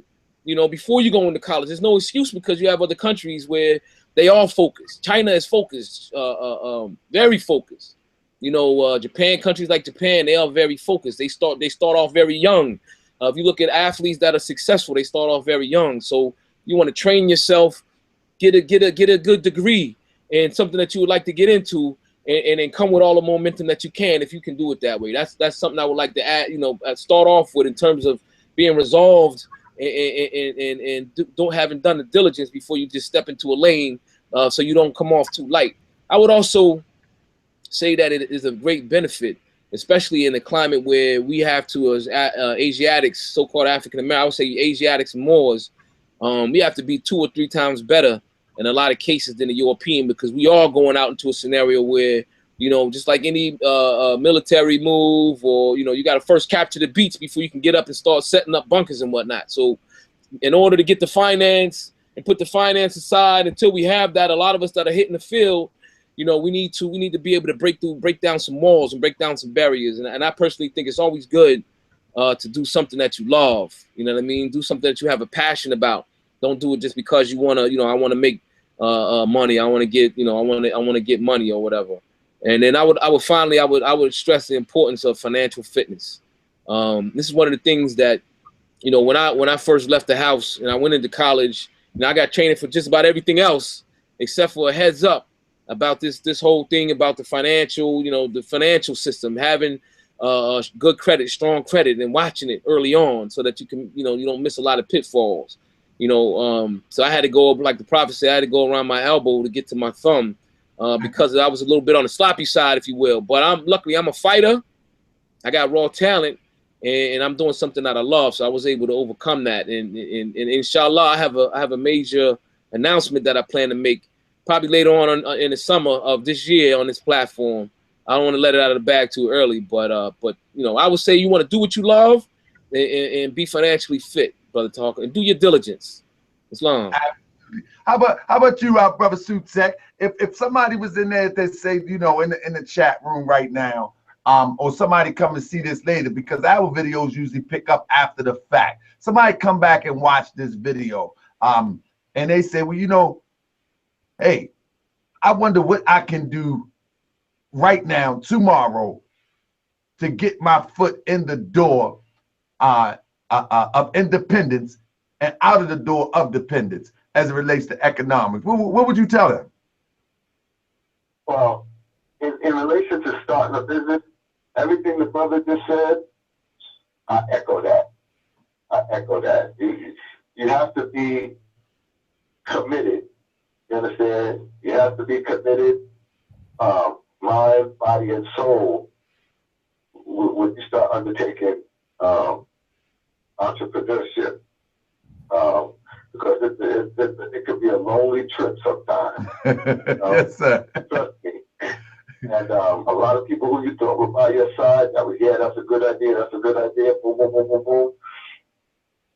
A lot of those people, they disappear sometimes when it's going to get rough, But what I want to say is that everybody with a good business idea is not a good businessman. You understand? So you have to be honest with yourself and say, look, it's a great idea for business. Am I a good businessman though? You know, do I have what it takes? You know, do I have the intellectual fortitude to make this business grow? And if you don't, then you need to align yourself with people who can. Brother Sutek, let me pivot off that thought for a second. And I just want to share with the people, because what you just said remind me of something. I started my business here in Baltimore literally out of necessity. And it grew almost overnight, but I was like a hard worker. I mean, I was up early in the morning. I jumped up, rock and roll, and did everything I do. I actually do property management now, but I started with a cleaning business, and then I metamorphosed into home improvement, into a property management business. But nevertheless, it was like second nature, because I was hungry, and it just boom, boom, boom, boom, and it seemed like everything was set before me. I never went to school for this. Everything was set before me to make it happen. And once I did it, still working and I'm polishing it, I said to a relative was working for me, and I said to the relative, I said, watch me, and I'm gonna help you to start your business.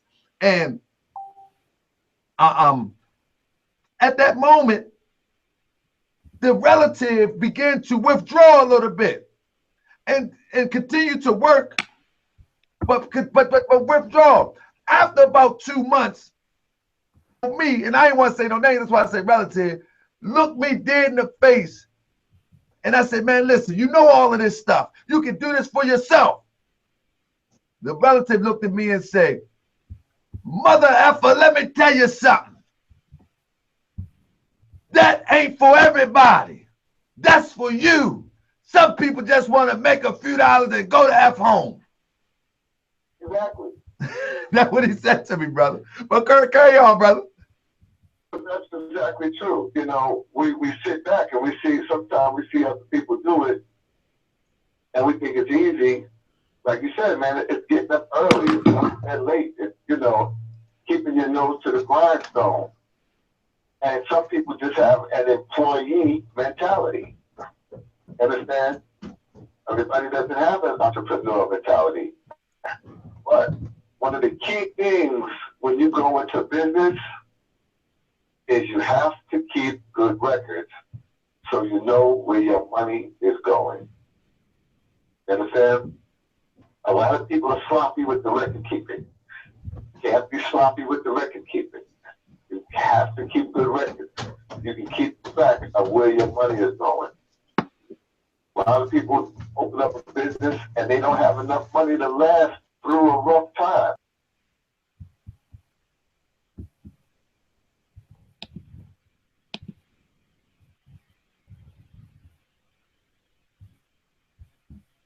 Still there, brother Talker?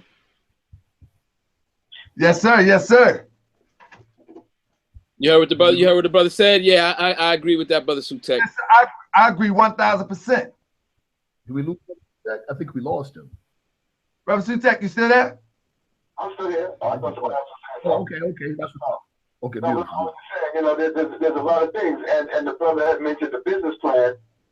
Man, if you're gonna if you're gonna start a business, you gotta have a business plan. Because that's your blueprint. That's your blueprint as to what you're gonna do and what you're trying to do.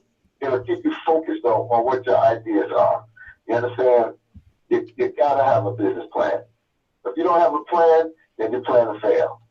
That's just as simple.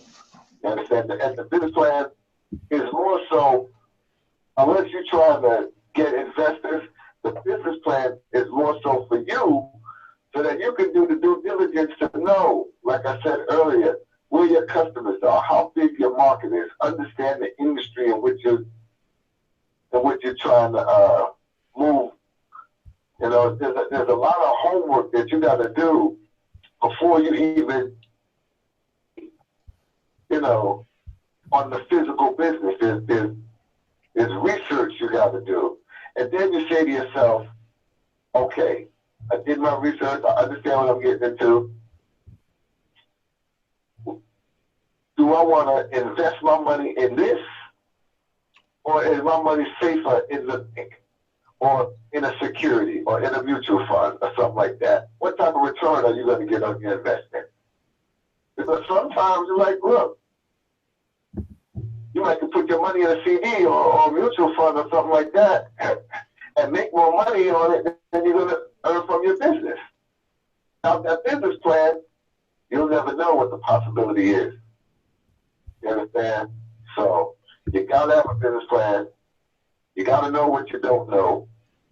All right? You got to keep good records. I can't stress. Yes. Also, Brother Sutek, can I chime in? I figured out my left pocket. What I got left at the end of the day, that's profit. No, that's not profit. Right.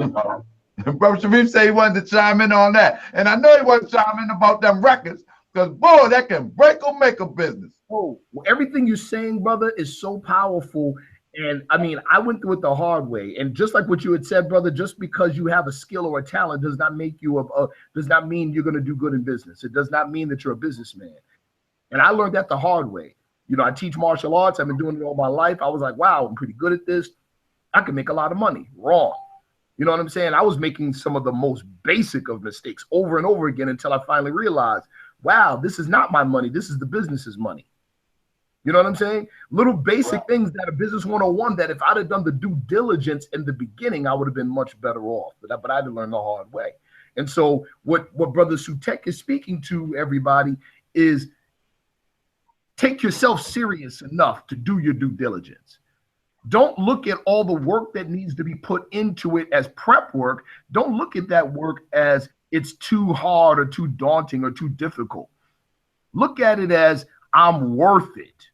You know what I'm saying? Take yourself serious and say, listen, a business idea that you have to look at it as a potential career move and get serious about it.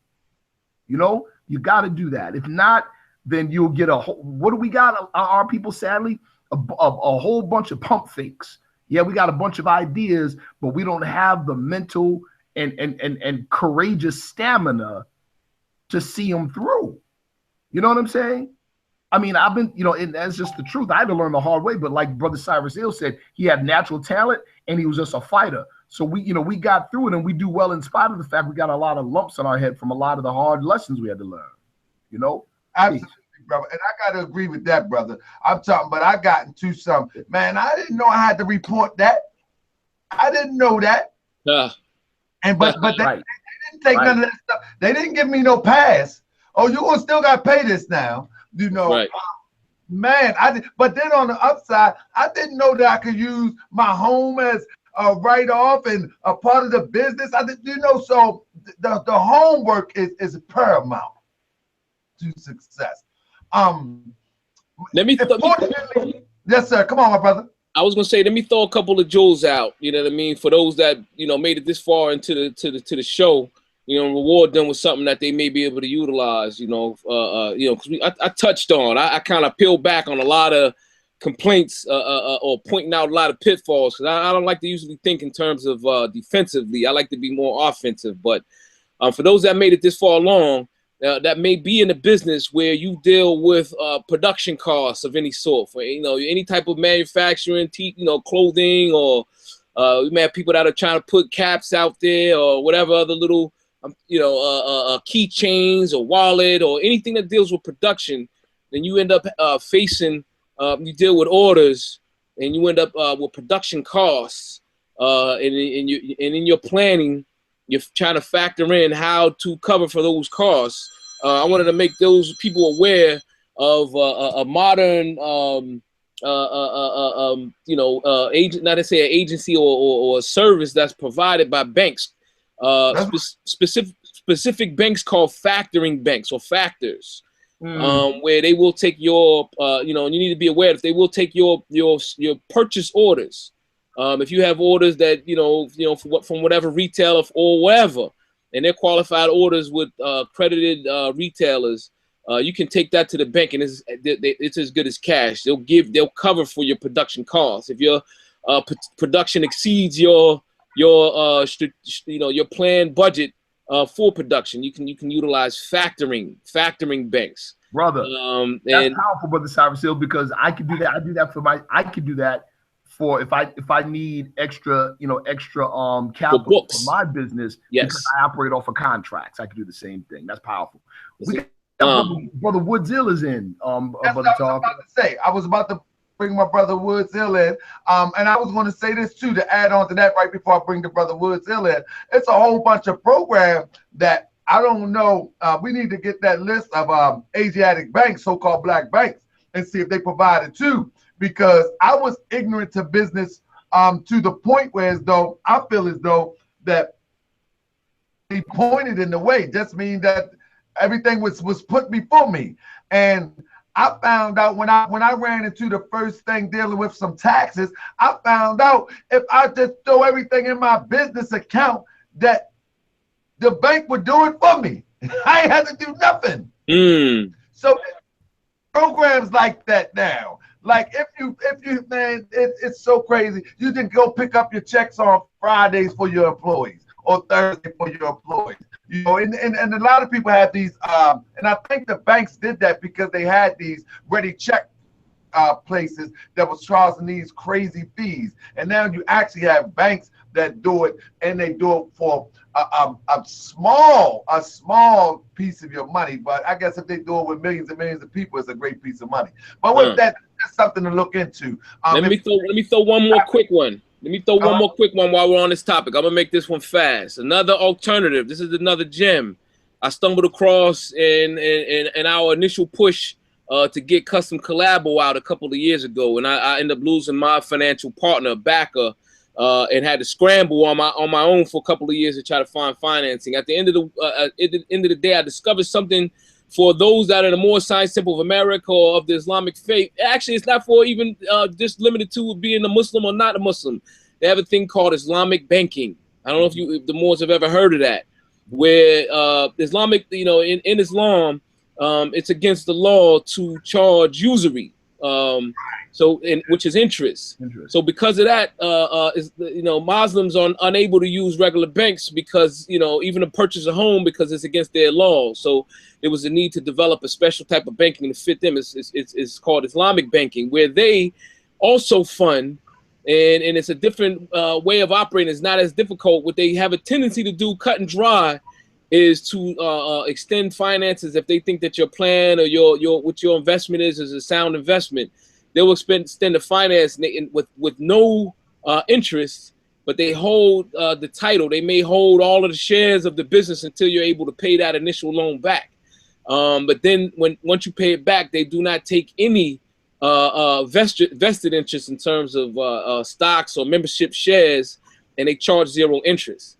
And for those that are also looking for alternatives and having a hard time with traditional banking or may not agree to some of the offers that they're given, you need to look into Islamic banking.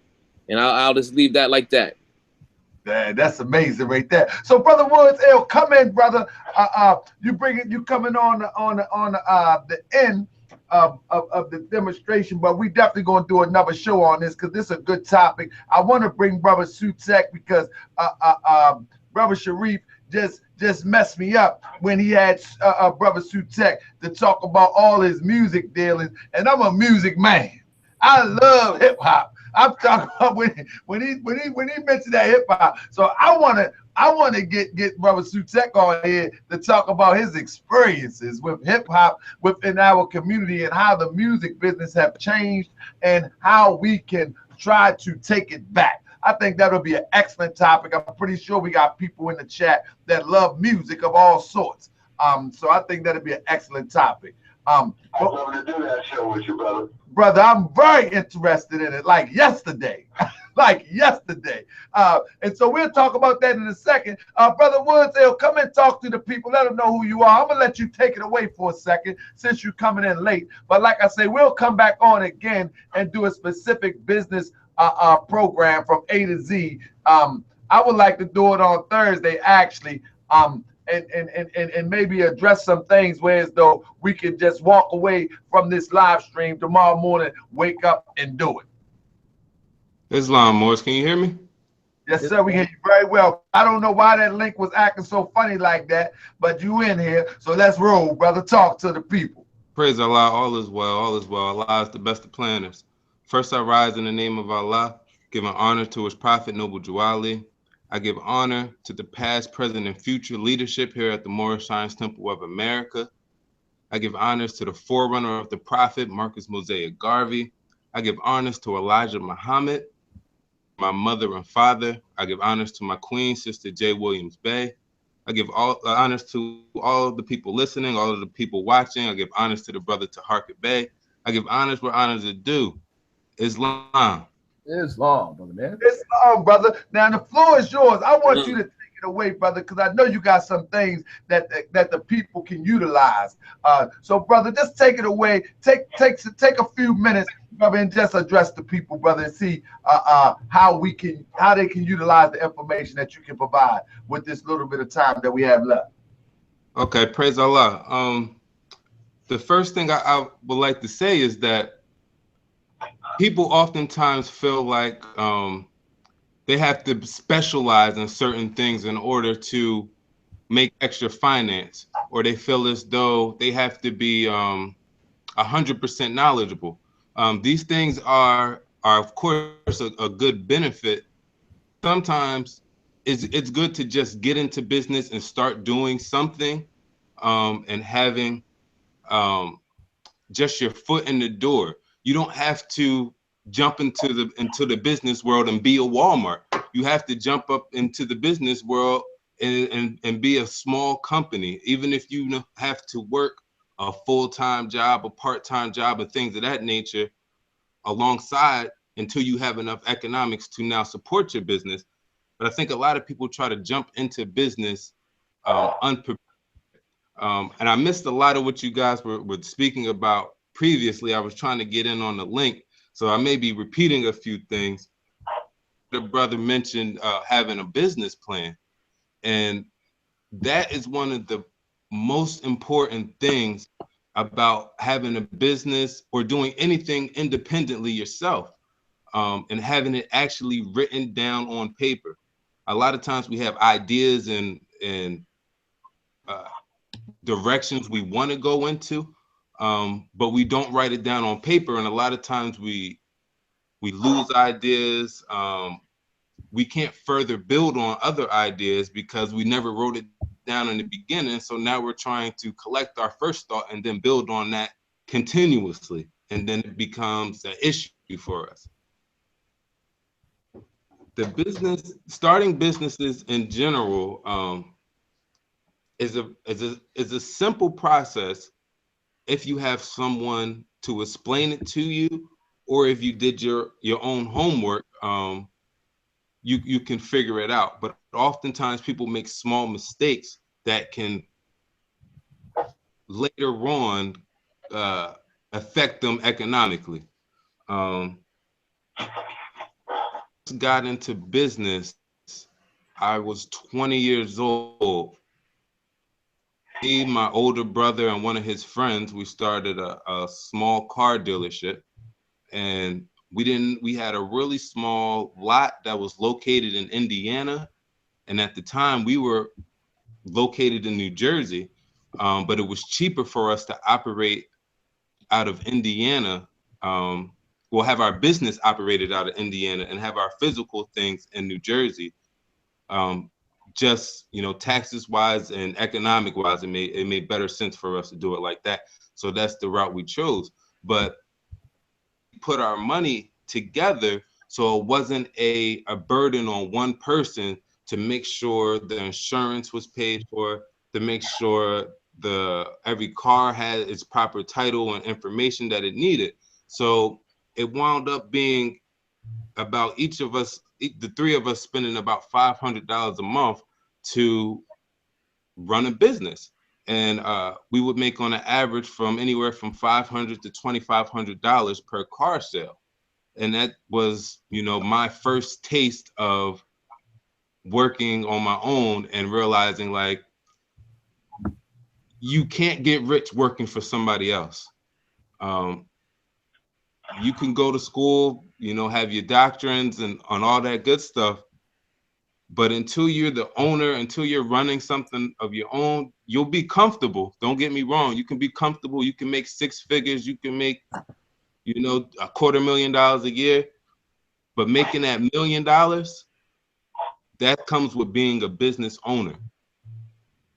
And oftentimes we have this idea that we need to stick in business. The first business that we got into was a car dealership, but a few years later we went into a electrical company. My brother and I and his wife, and we're based out of New Jersey, South New Jersey, but we traveled the entire state of New Jersey, Pennsylvania, Delaware, to Baltimore if the price is right.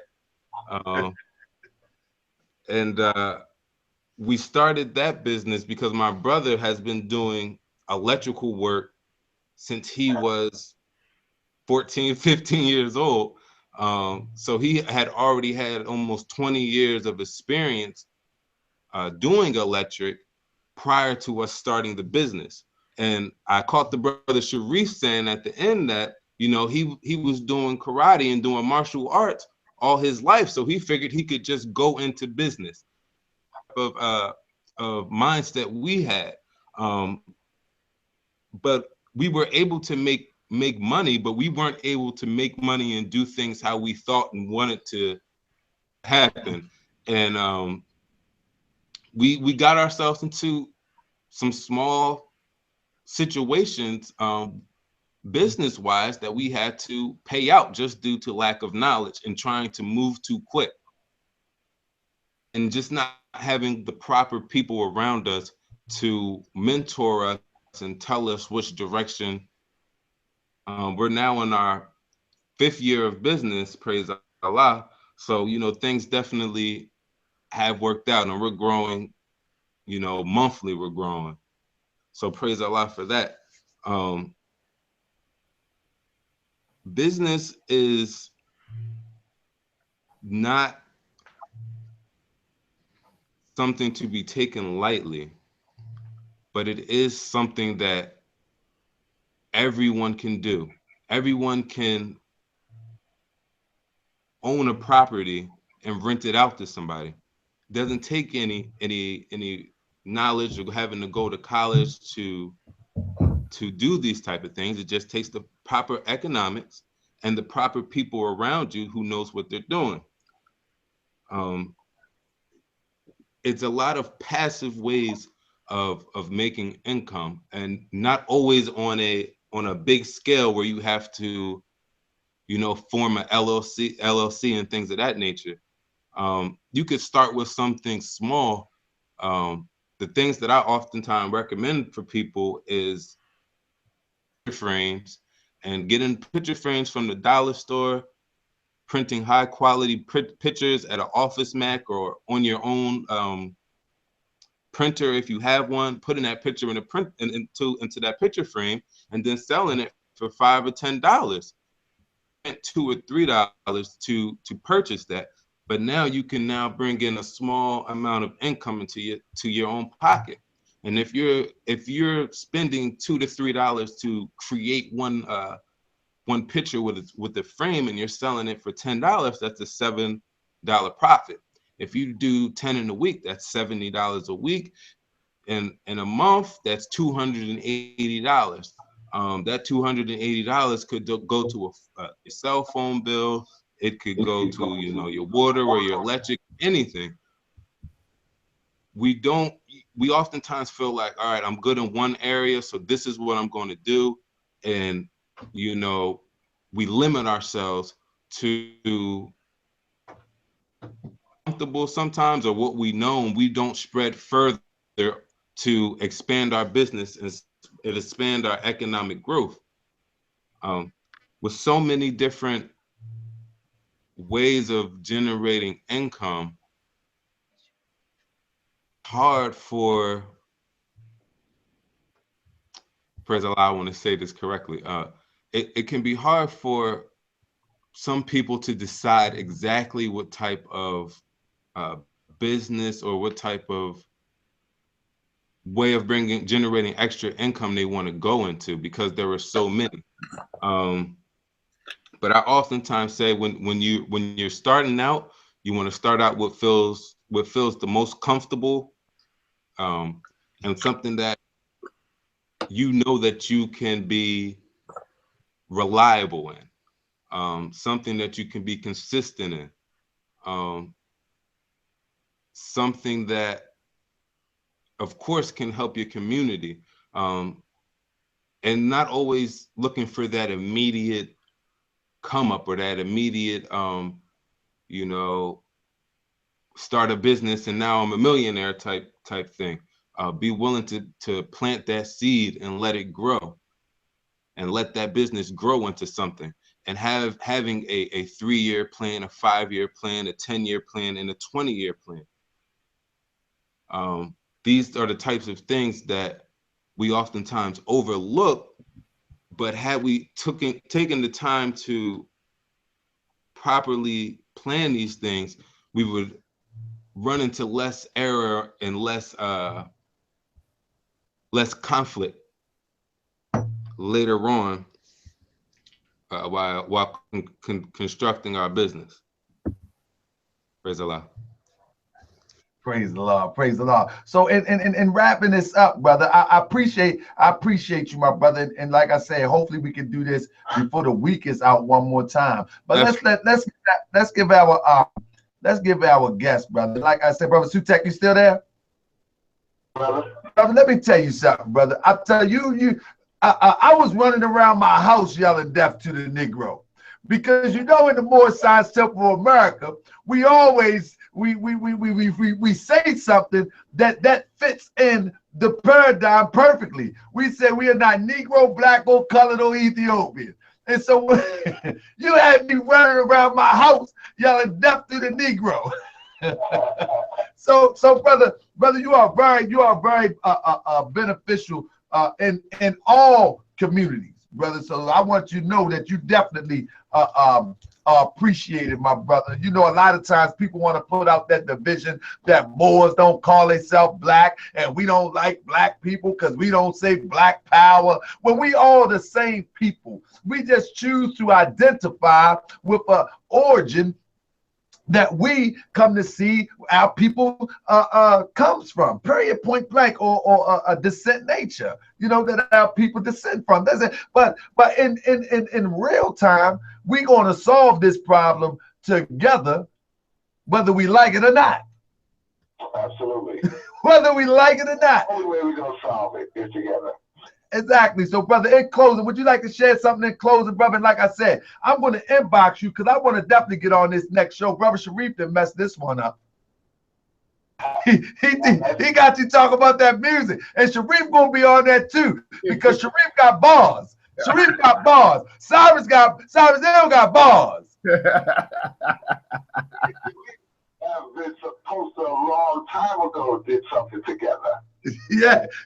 So me and Sharif were supposed to have been done something together a long time ago. That's a fact. Hopefully, you know, this is the platform we can get it done on.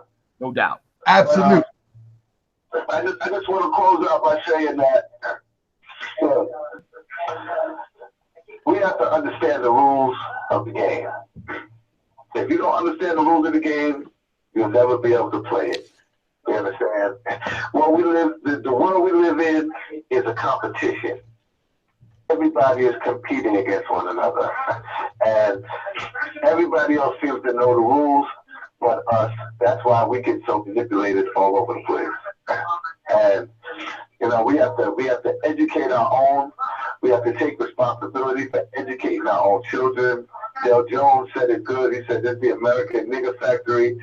You know, they just keep producing niggas and going through the school system. It's the school, the prison pipeline, and we have to stop it. And until we stop it, control our own communities, we won't be able to do anything. So that's That's my little spiel right there. I appreciate you having me on the show, brother. And I want to give a good thank you for everybody else that was on the show. Thank y'all for having me. And I'll be, you want to do the music show, let me know. You want to have another business show where you just discuss, and when you have a business show, you might want to break it down into smaller pieces so that people can digest it. We talked a lot tonight on a lot of different subjects. In the smaller pieces that maybe it'd be a little bit more digestible for people, and we could keep them engaged, over a longer period of time. Well, Brother Sutek, I definitely agree with you, but I'm gonna tell you what. This was a great show to introduce you, as well as Brother Woods Brother Cyrus been on here once or twice. So it's a great introductory show. As the sister in the chat said, great show, peace and love, brothers. This was a great introductory show. And so the next show, like you say, we can put everything in facets, compartmentalize it so people can digest it. But I think this was a great introductory show. And we're definitely going to do another one, brother. Just let me know.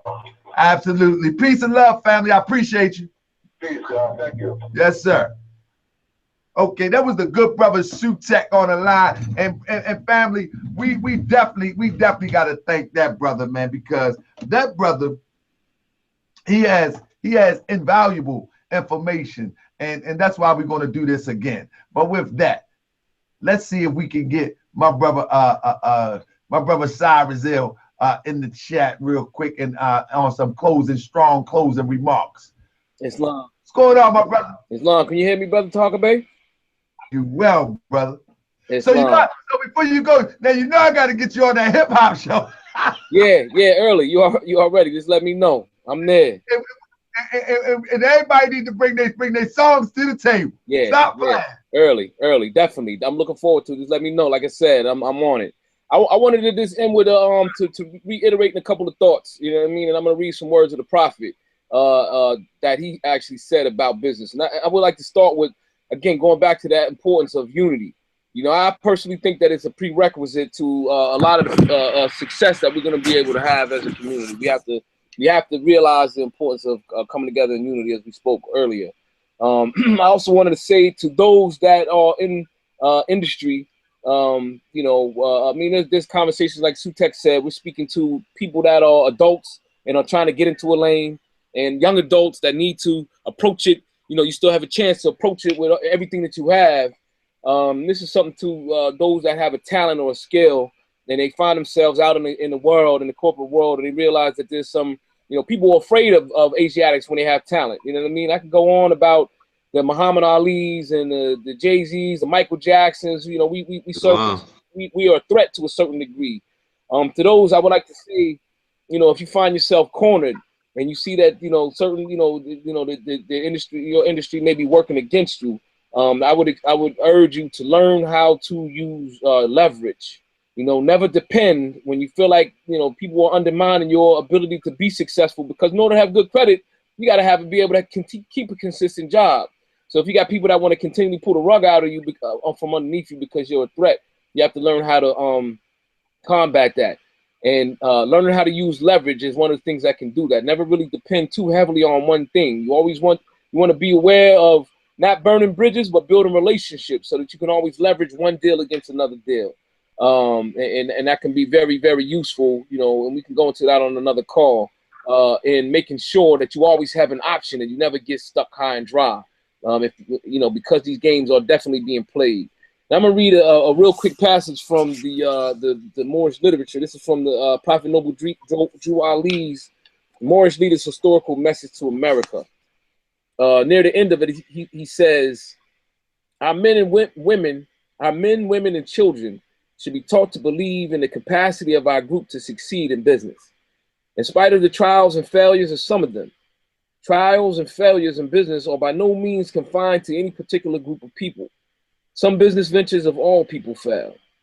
We have many men and women among our people who are qualified both by training and experience, who are shining lights in the business world of all the people. It is a sad weakness in us as a people to have withheld the very encouragement, support, and patronage that would have made some of our worthy business ventures a grand success. And worst of all, have joined in the condemnations of them when they fail. Except in cases of actual dishonesty, discourtesy, lack of service, and actual unreliability, our business enterprises in every field of endeavor should have have fulfilled of confidence and operation and patronage whenever and wherever they can be given. And pardon me on the end of there. This my copy is a little bit chopped up a bit, but you know, I think those are important words coming from the Prophet Noble Drew Ali. We can't be afraid of failure. We got to forge forward and realize it might take. I believe in the average business in the United States at this time, venture new businesses, 9 out of 10 of them fail. You know, so you got to be able to dust yourself off and get back up and try again. And even more importantly, what he said in there is we need to learn how to patronize each other. And that goes back to what we were saying earlier. So with that, I thank you, Brother Talker Bay, for having me on the show, and I leave the family in peace. Peace, my brother. And we definitely gonna come back and revisit this here. Brother Sharif, are you there, my brother? Yes, sir. Yes, sir. Yes, sir. Are you back there eating, Brother Sharif? No, sir. It's too late. Too late for that. I ain't eating this too late. I'm just saying, my brother. Yeah, my brother, in closing, any words for the family? Absolutely, absolutely. First and foremost, I just want to congratulate you once again for doing a powerful show. You know, the show was very rich.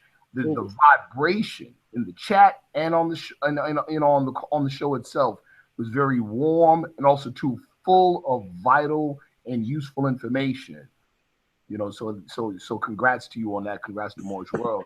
I just want to say again, without love for each other, people, none of this stuff works. First of all, love for yourself. One of the reasons that business ventures fail is that we do the whole tiger head and snake body thing. In other words, we jump out there real quick and then we don't have any real solid follow-up and stamina.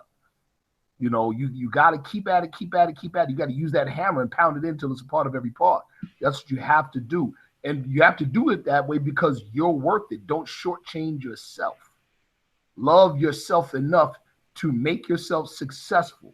You know what I mean? I like how Vince Lombardi, the old school coach for Green Bay Packers, said when they lost the Super Bowl years back. He said, "We didn't lose, we just ran out of time." You know what I'm saying? His perspective was, we're not losing. You know what I'm saying? We're still in this thing. And so we have to treat ourselves with the same type of love, and not just ourselves, but each other. You know, we have to, like the brother said, we got to patronize each other. The business is relationship, people. It's not money. It's not money. Business is relationship.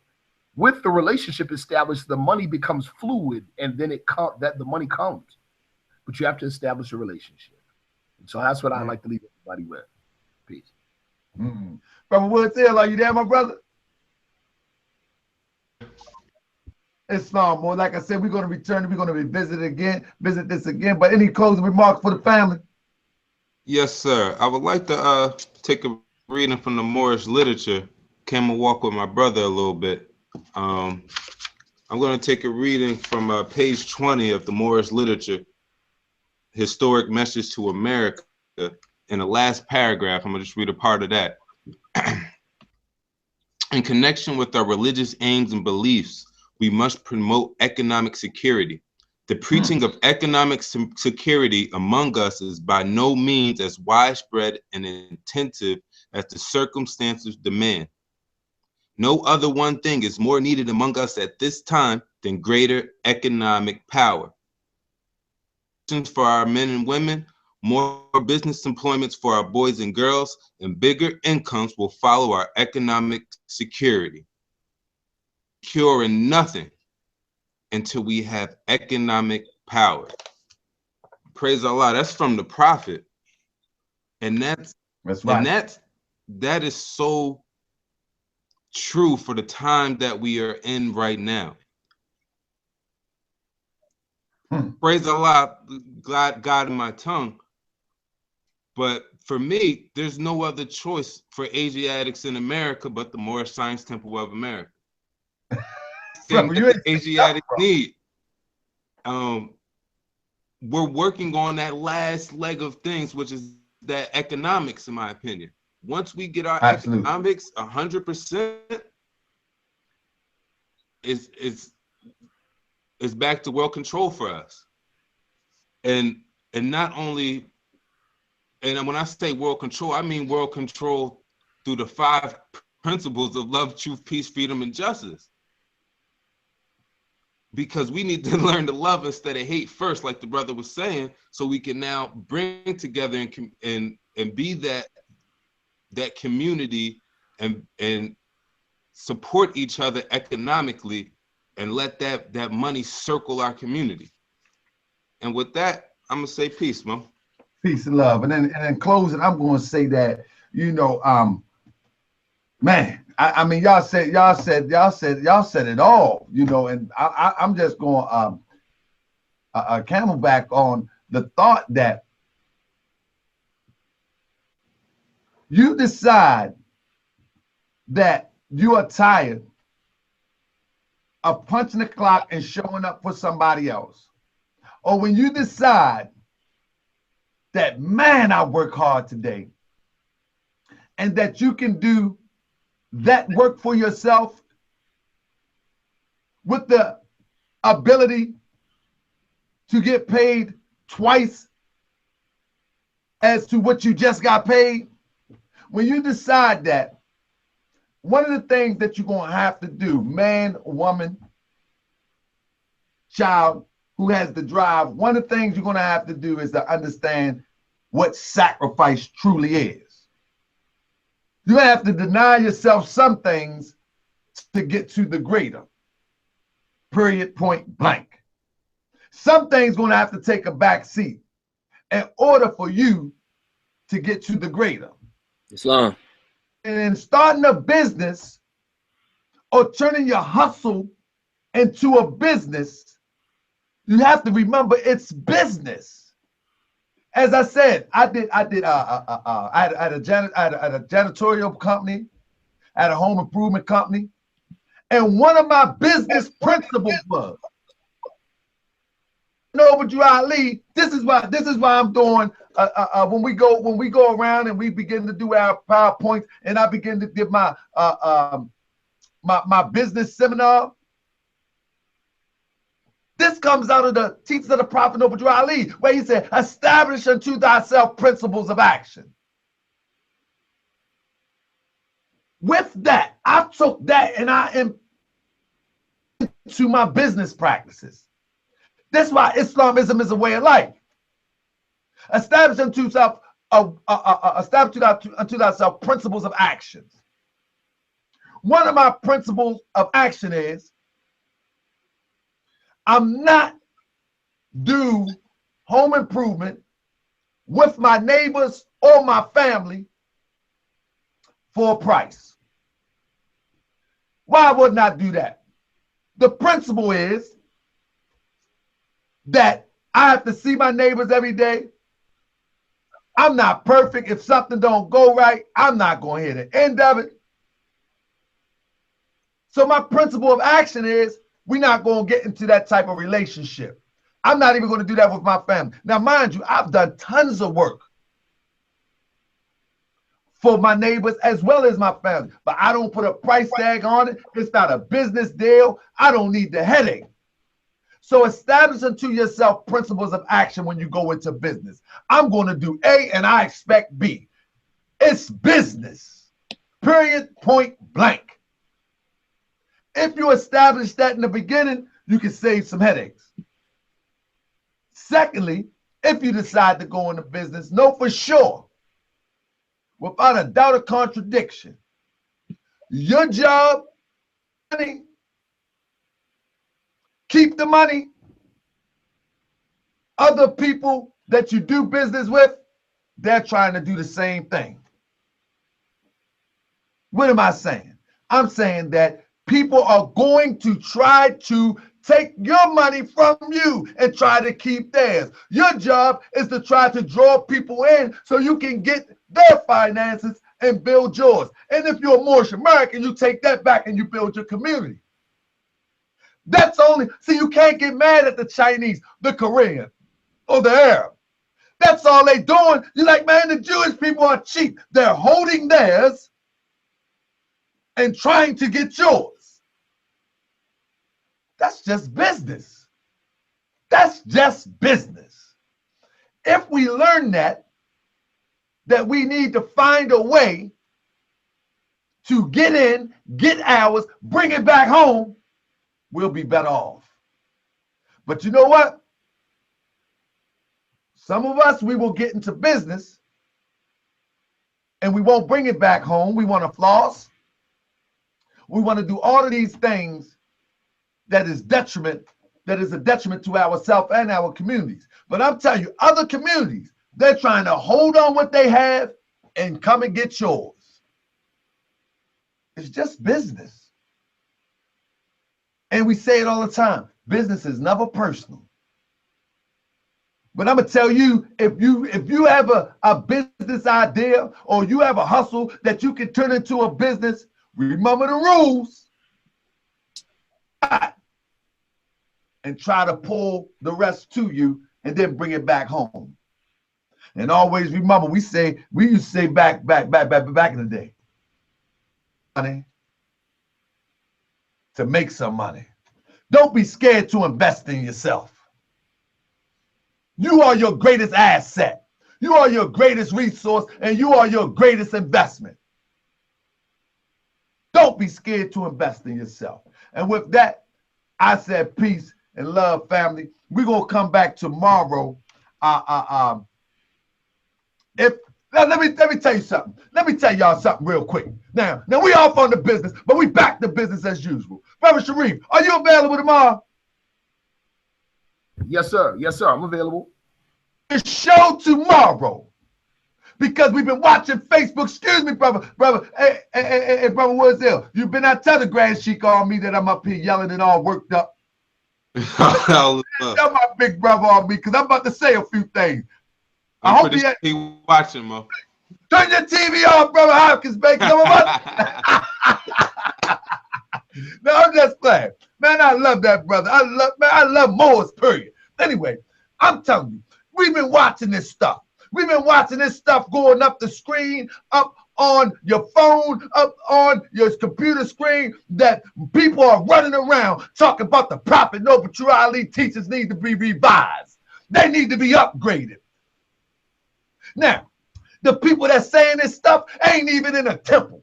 They ain't even qualified to talk about it need to be upgraded. So tomorrow, we're going to have two guests here tomorrow. Supposed to be Ishmael Bey and supposed to be Ngozi, because that's who made the statement. They didn't make it in disrespect. Hopefully.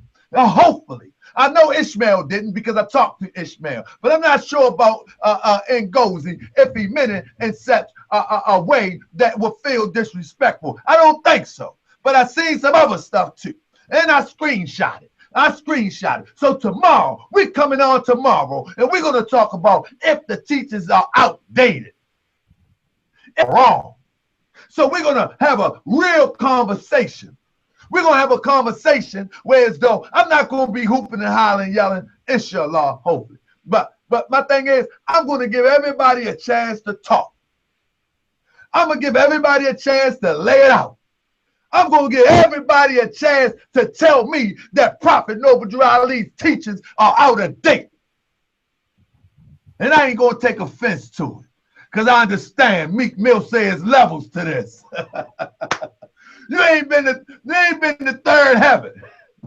It's levels to this. And I understand. So I'm going to let you say your part. So it's not tomorrow. It's Wednesday. We're going to do it tomorrow, Wednesday. You'll see it on Facebook. Look for the alerts. I want y'all to hit the bell. Now, hold up. I'm going to tell y'all in real time. I'm excited. I'm going to tell y'all in real time. Let me look at what we talked about. I'm going to look at my phone. It's in here. I got the schedule. Hold on 1 second. Y'all been out moved. Y'all don't go nowhere, because y'all going to want to see this one. And I want y'all to share this one, because we're going to talk about this, because it's not the first time I heard this, and it probably ain't going to be the last time I heard it. But we're going to put this one to bed. Let's see. Okay, it's Wednesday at 8 o'clock. It's Wednesday at 8 o'clock. You know what I'm saying? Diggy Ali Bey, you say Ishmael Bey is the truth. Well, ain't no truth coming out that mouth if he talk about we need to revise some holy and divine lessons. You know what I mean? Yes, he the truth. I love the brother with everything I got. And I will stand back to back and rumble with him. But if it thinks that the Prophet Noble Drew Ali, holy and divine teachers have to be upgraded, up, jump the boogie. We got something to talk about. Let's get ready to rumble. Defend the prophet in the temple. That's right. That's right. Riri say, how come Jesus teachers ain't outdated? Anybody upgrade Buddha? Riri D, ride out with Moorish World TV. Thank you, sister. Thank you. I hope Riri D is a sister. Whatever you my family, and I love you, and I love you. That's right. So we're gonna ride out on this Wednesday at 8 o'clock,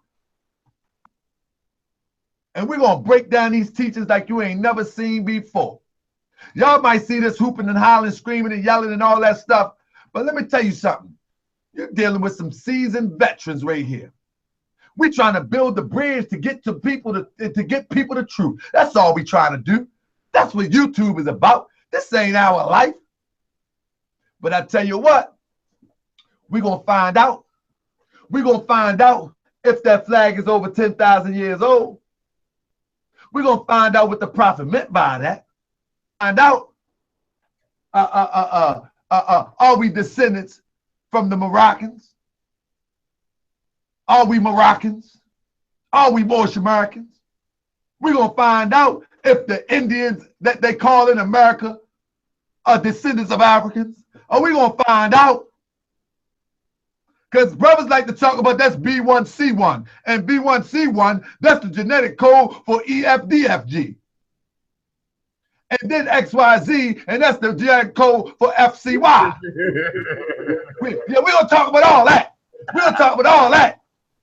Yeah, you heard that one before, brother? That's the genetic code for B1C1 and C1D1. And see, that don't even go with EFG because EFG, they was in the Bahamas when CFC1, they was over on the up in Jamaica, and then CFD. What the heck are you talking about? Come on to Moorish World TV. We gonna talk about it.